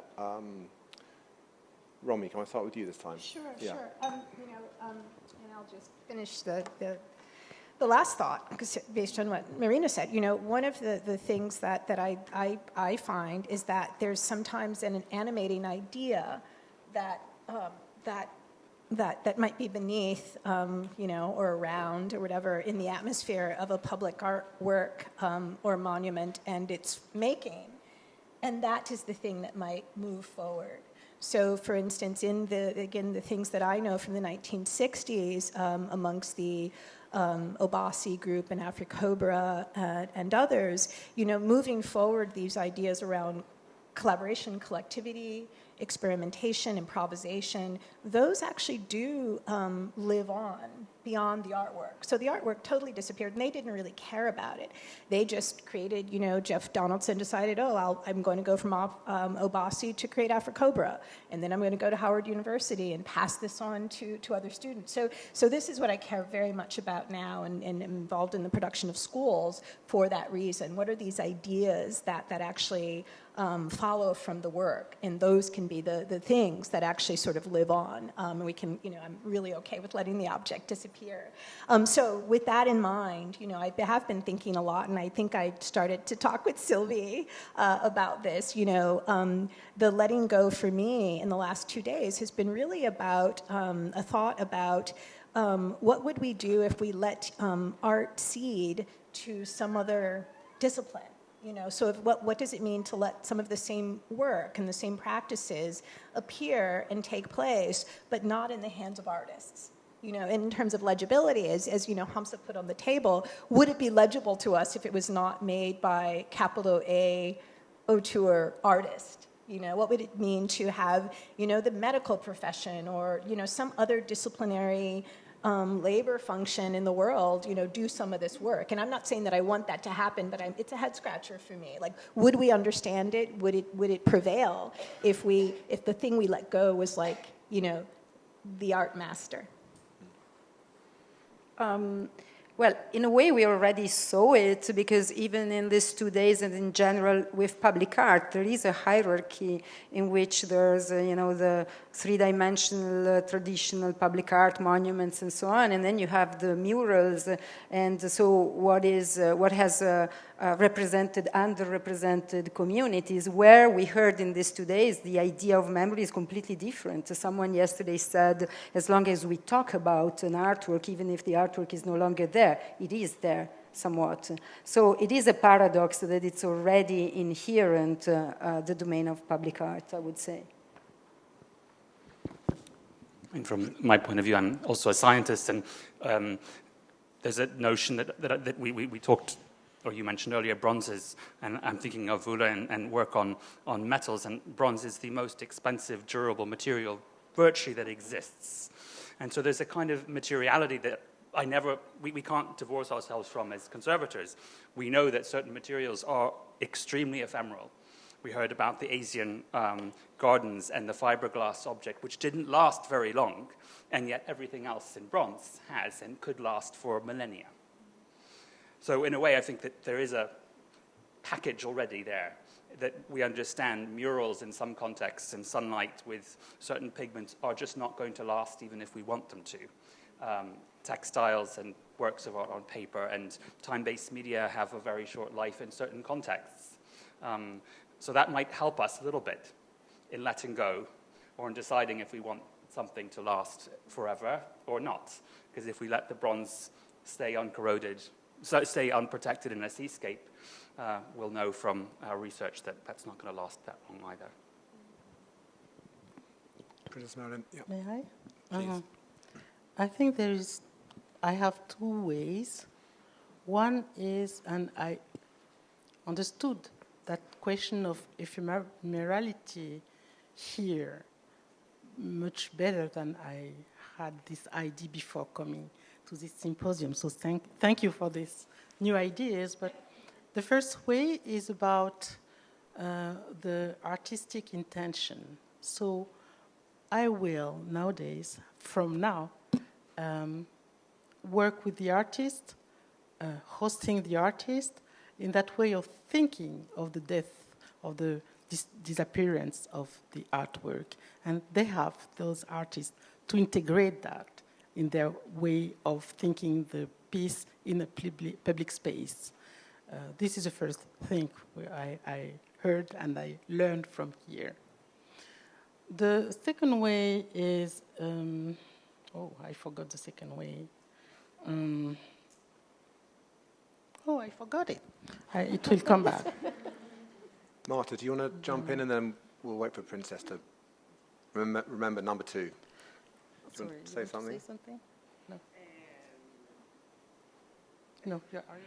No, actually, I as my work as not being a cultural producer, I'm not so the right person to answer to the death of public art. How can we imagine the death of public art or institution? So, if you remember, yes, quickly. I do. Yeah. Thank you. We are partners, So there is something that I love. It's this question of new narratives. There is one narrative first with one artwork, and the possibility of the palimpsest is also new narrative. The society is not static, and the artwork from one period, even if I like the notion of heritage, and we come back to the previous question about how to preserve, but I like also the fact that each generation has to create also new narrative, new shaping of space, of cohesion or contact, relationship between each person. So let's things going in the way that let's be humble to say today it is, tomorrow something else will happen at the same place, and it will be relevant for the new generation, the new period. Thank you.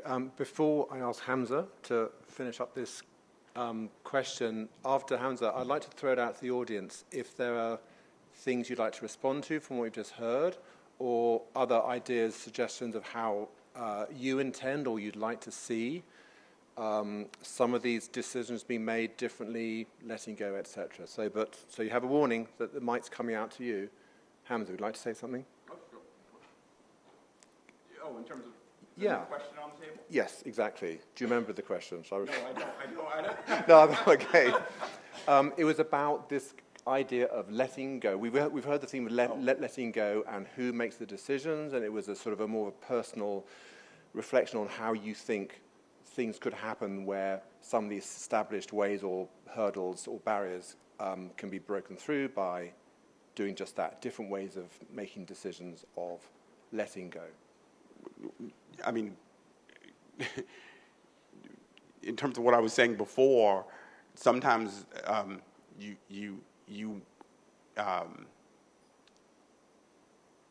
wouldn't, in terms of letting go, I don't know the degree to which I would privilege intent there. Sometimes letting go is just the way of things. You know, we forget, or, you know, benign neglect, I don't know. So I think that there's a certain dimension of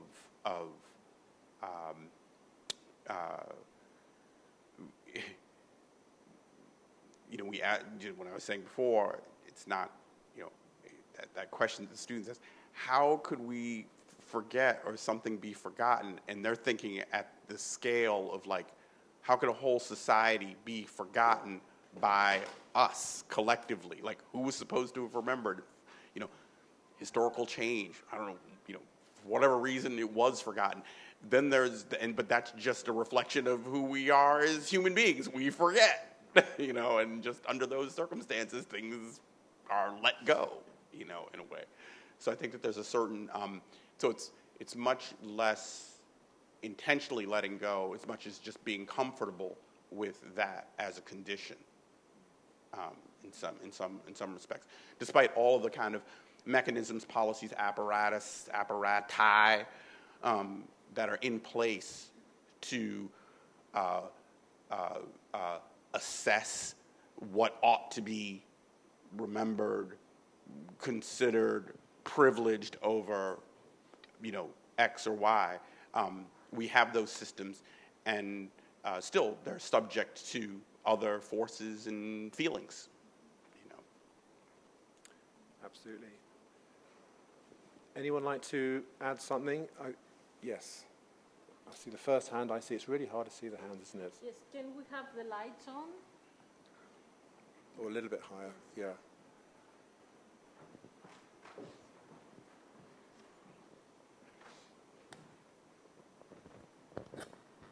Thank you. Well, you know, personally, I've been enjoying a lot all the presentation that we all have had, and it's interesting. But also, I have to point out that as an artist, public art is less interesting today. And I have to say that because we artists struggle a lot to make a public art. Because on the one hand, you have to deal all with, production of public art is really expensive. So one of my takeouts from here is that we definitely have to find ways to continue promoting public art, but not necessarily with the means that we have been dealing with. You mentioned bronze that lasts forever and sort of things. Bronze is really expensive. And in that sense, today the world is populated with paintings, let's say in the terms of art fairs and things, because it's immediate. To work on public art is a hell of a problem because you have to deal with so much bureaucracy to the extent that when you develop a project, let's say 2 years ago, you never know when that's going to happen. And that's the point of view of an artist. And definitely we have to find, there are many ways to continue producing that and this environment of, art conservators, artists, curators, obviously we need to maintain that because that's what the world we live in, and we depend on that in many ways. But definitely we have to find ways to continue promoting public art, but not necessarily that public art that needs millions to exist or to maintain. Because otherwise, we are talking about sustainability. There's no sustainability from that perspective. And that's the only thing that I wanted to add to this moment. Great. Yeah, we had right at the back.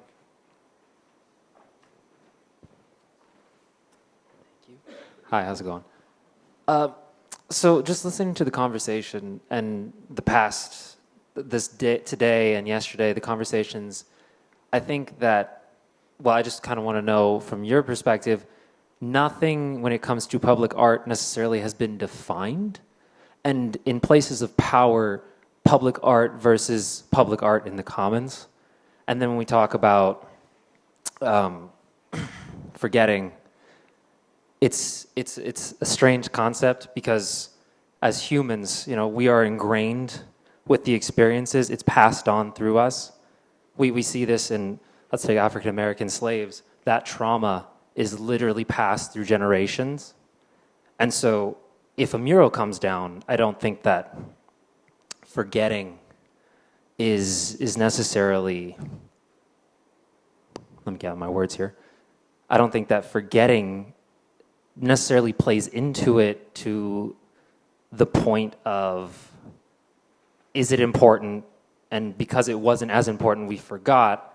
Like Hamza said, things happen. Life happens. It'll come, it'll go. But communities and people remember. So I just want to know, specifically to you guys, the panel, how do you define public art in the commons versus public art in places of power? And how does that interaction play a part in the definition of public art when it comes to what you think needs to stay and be presented? Which I guess is a problematic question of itself because then it narrows it down to one person's perspective. But I'm just going to ask because we're all here. One way I'll get to it is, it's a genre with kind of multiple values. And so that's one of the things I think we also learn at this moment in a conference like this in 2024. I mean, we haven't had so many, and we could have actually had more historical examples, but it's legible again as a genre at this point, and it's a genre that's not monofold in any way. It's got lots of chapters and lots of forms and types. And I think we've seen that. So I think that's something we should establish. And to your point, yes, there are heroic bronze public artworks. Hamza talked about this. Go to Virginia, we see these. These are in every city. These are imbued with lots of power. And then, I really I think context is here on our list. Context is critical. Again, there are unique cases where if we were to unravel them, the dynamics of power are quite different. So, again, the Wall of Respect case is like one where, yes, the CIA are there and the police are there. And the police are actually, have a relationship with the artists in a way, because that rigid boundary between police and sort of those who were not the police was softened over the experience of fraternity that was established at the wall. Children took care of were the guardians and protected the materials. That's a really specific, absolutely unique case. And so I guess it's a way to say that, this is, I think the values of power are also really complicated in sort of how they show up, because I would say, to get really deeply into that case, it's a black bourgeois middle class group that makes it and comes over to a certain neighborhood. And so that doesn't get exposed in the main narrative of this particular story. But, you go a little deeper below the surface, and that is the story of that. So I think the power dynamics also have to be parsed vis-a-vis each unique or mini-unique examples, or at least through the different generic possibilities and potential. Yeah, I'd like to add something. Thank you. It's just to say that the question of power, what we are fighting for is the empowerment of people. What power are we speaking about? If we are able with an artwork, public artwork, to enhance the possibility of people to have strength, to speak loud, this is empowerment, and the power is moving from one hand to the other hand. And it's fall to the commons. So I think that the question of power, if we are fighting in this politic space, which is a public space, we are trying to empower the possibility for people to get to be part of the decision making, not for what is happening in the public sphere, but what is happening in their own daily life. So the question of power is not linked exclusively in the hand of the institutions. It's something we are trying to balance with the people, the grassroots people. Yeah, I wanted to answer to Alexander for different forms of art and new strategies, because of course public art, it's always very complex and expensive. We shouldn't forget also that community-run projects are extremely complicated to keep and conserve in time, because you need a community which is very much committed in this. And it's not always that easy on the one hand. On the other hand, I think that we should also begin thinking of replicable and scalable works of art and forget a little bit about site specificity, that I believe it's overrated, not always, but often overrated. The site specificity was the mantra, right, till like 10 years ago. Anytime you produce a new public artwork, it had to be conceived for that specific space and in relation, to that scenario and so on. Maybe not. Like maybe in terms of sustainability, we can think of artworks which might be replicated somewhere else. Today, later, going to visit the Park of Artline, you will see Riccardo Benassi work, which is the banner, the digital banner. That is the example of a wonderful work of art, which probably was one of the less expensive. Roberto Pinto can explain us more later, and which can be repeated elsewhere in the same, positive, with the same positive outcome. Let's come over here. Isabella.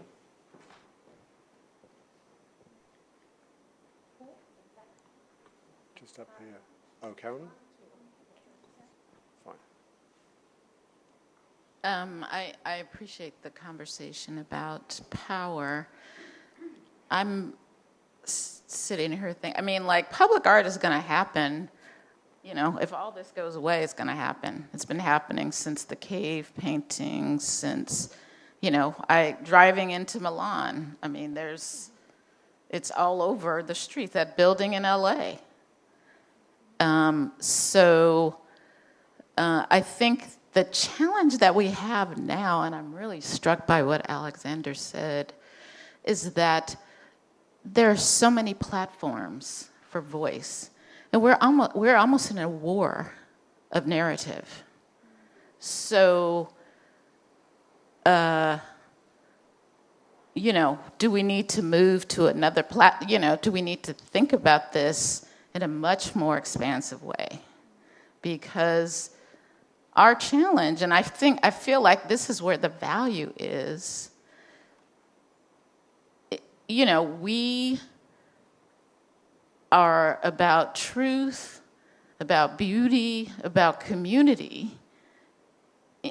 In many cases, I think, not always, but that's the opportunity in this space where truth is up for grabs. And so how do we, fight the fight to create the space for artists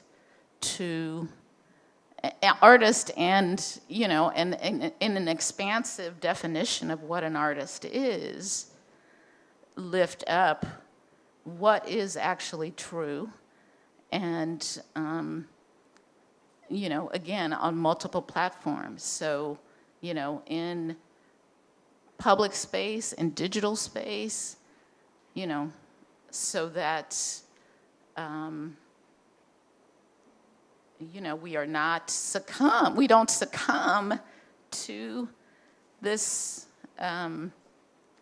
situation that is, you know, has the potential to take us all down, basically.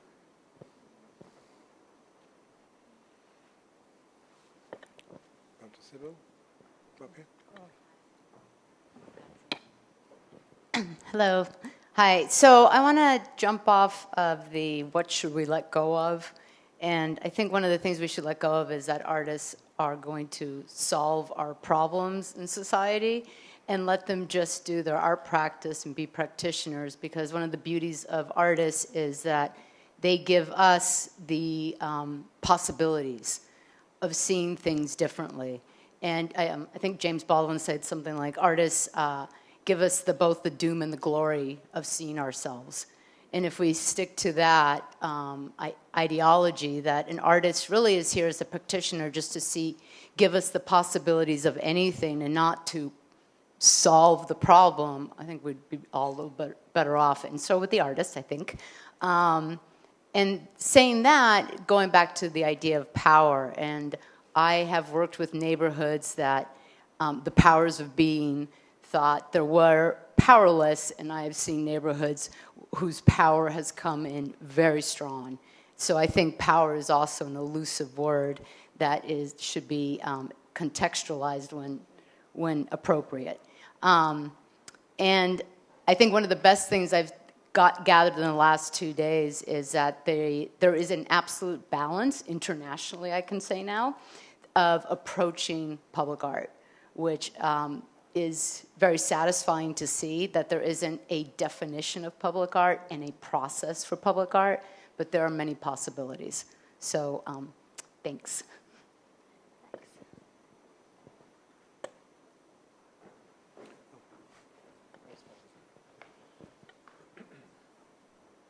Hi, thank you so much for such an inspiring conversation.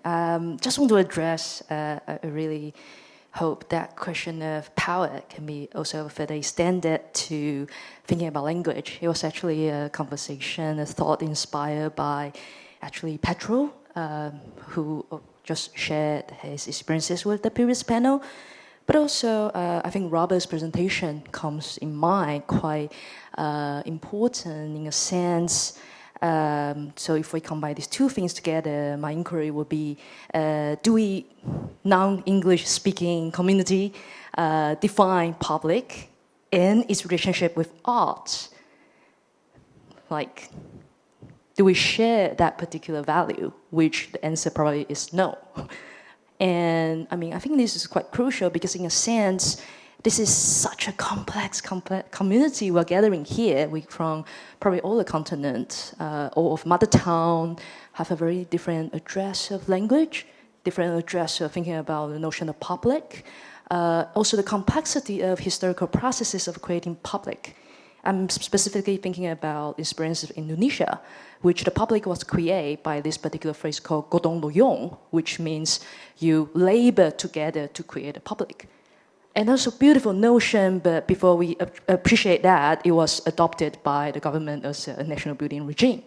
So the complexity right there is how do we unpack that notion of public, cross-culture, comparatively, address the historical processes, and then thinking about its relationship with arts. I think before we can have a conversation with that, I think we are talking about very different subject matter potentially, and we are thinking about very different consequences when it comes to the result of, I mean, things we love, which is art for public. Just a very brief comment on this. Thank you. I'll say something. Yeah, I mean, I think the accrual of all of this is really important, and I think that's part of what we've tried to platform and stage. And but you're absolutely right. I don't think there's the agenda to sort of flatten any of this to any kind of single set of definite definitions or defining terms. I think the mistranslations and all of that are really good for us to grapple with. And I was going to say and comment to, I think, what we're sort of, in a way, not contending, but sort of different, again, values around what might be public art. You know, sometimes I don't like to always speak abstractly about things, but kind of think about it through what's literally on my computer screen at the moment. And there are two things that I'm working on. And so it's basically what matters is I'm also thinking about how the way we've talked about public and art in public, we don't talk about we haven't talked a lot about private and home space. And I'm thinking a lot right now about, again, in the 60s and 70s for certain populaces, the home space and the private space was also a space that was really adjacent and significant to the production of a public art space. So, for instance, you know, artworks in these particular scenes were displayed in home galleries, were displayed at home, you know, prior to the arrival in a place like Chicago, where it has like a really kind of, you know, tough and interesting, you know, home gallery scene from the 90s on. There was this in the 50s and the 60s because one was not invited into art exhibitions, was not curated into these shows. So my point is, like, that's another one of these spatial geographies that doesn't show up for us today, but is really important if you think about how and why a street public art space is produced. It's produced because there's not access to and viability in museums, in museum shows for certain populaces. And the other scene or context would be the home. And so home galleries were serving as that. So I think all of this sort of rub is really, really good for us and maybe part of the takeaway, but I don't think we're going to necessarily, you know, resolve around it. So this question just popped into my head, but how can cities help protect artists and economically disadvantaged people when public art becomes a consumeristic entity? And, like, for example, like in my city, wherever artists start to create and just throw art up, then the housing market comes in and starts marketing that as, come live in this neighborhood, and it drives the housing market up. Then the artists can't even live in their neighborhood and they have to move, and wherever they move, gentrification and consumerism and capitalism follows and keeps making it more and more expensive for those neighborhoods. And so what can be done to protect the artists and to protect the communities from being gentrified out of the creation of more public art? Yeah, well, it's, of course, is extremely complicated. There's no context which is pure. Museums are not pure. Public art context is not pure. Of course, we have to acknowledge the context, and we have to try to kind of give responses, dividing the investments. I mean, there will always be parts which is about, you know, gentrification, which is about developing some areas, and we cannot, you know, hide behind the finger. These are political decisions. But at the same time, what we can do is to try to foster investments, alternative forms of investments, and alternative forms of care to communities, so that we kind of, you know, balance this condition, which will always be there. It would be utopian, you know, to believe that, of course, you know, the big powers and the developers and the gentrification are not going to be not part of the conversation, the main part of the conversation, because when the big investment comes, is you know, the big money is and has always been historically, not just now. It has always been this way, because we talked before, you know, public art has always existed. And, architecture is the form of art which has been historically more linked with the big powers, right?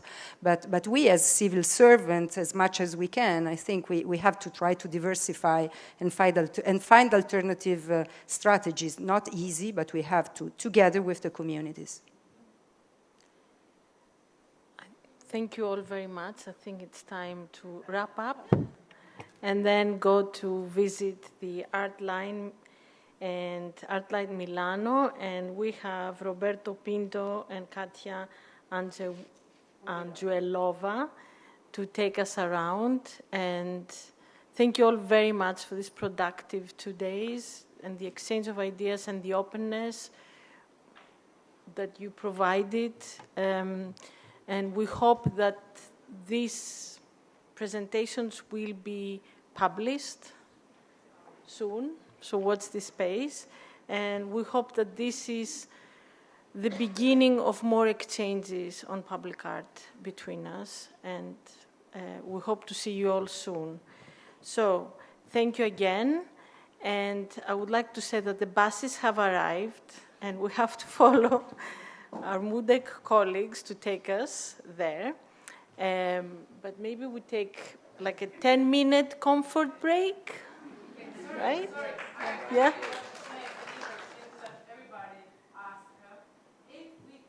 You should speak with the microphone, Anna. Yeah. Hold on, wait just a second. If this is possible, people here want to be in contact. I don't know if this is possible, I think yes, to the people that want to give the mail and contact to everybody. That is a sustainability. We start with sustainability. If we want that everyone, I don't know in English, but it would be nice to stay together, no? To make a red, no? I only say that everybody wants to be in contact. Okay. So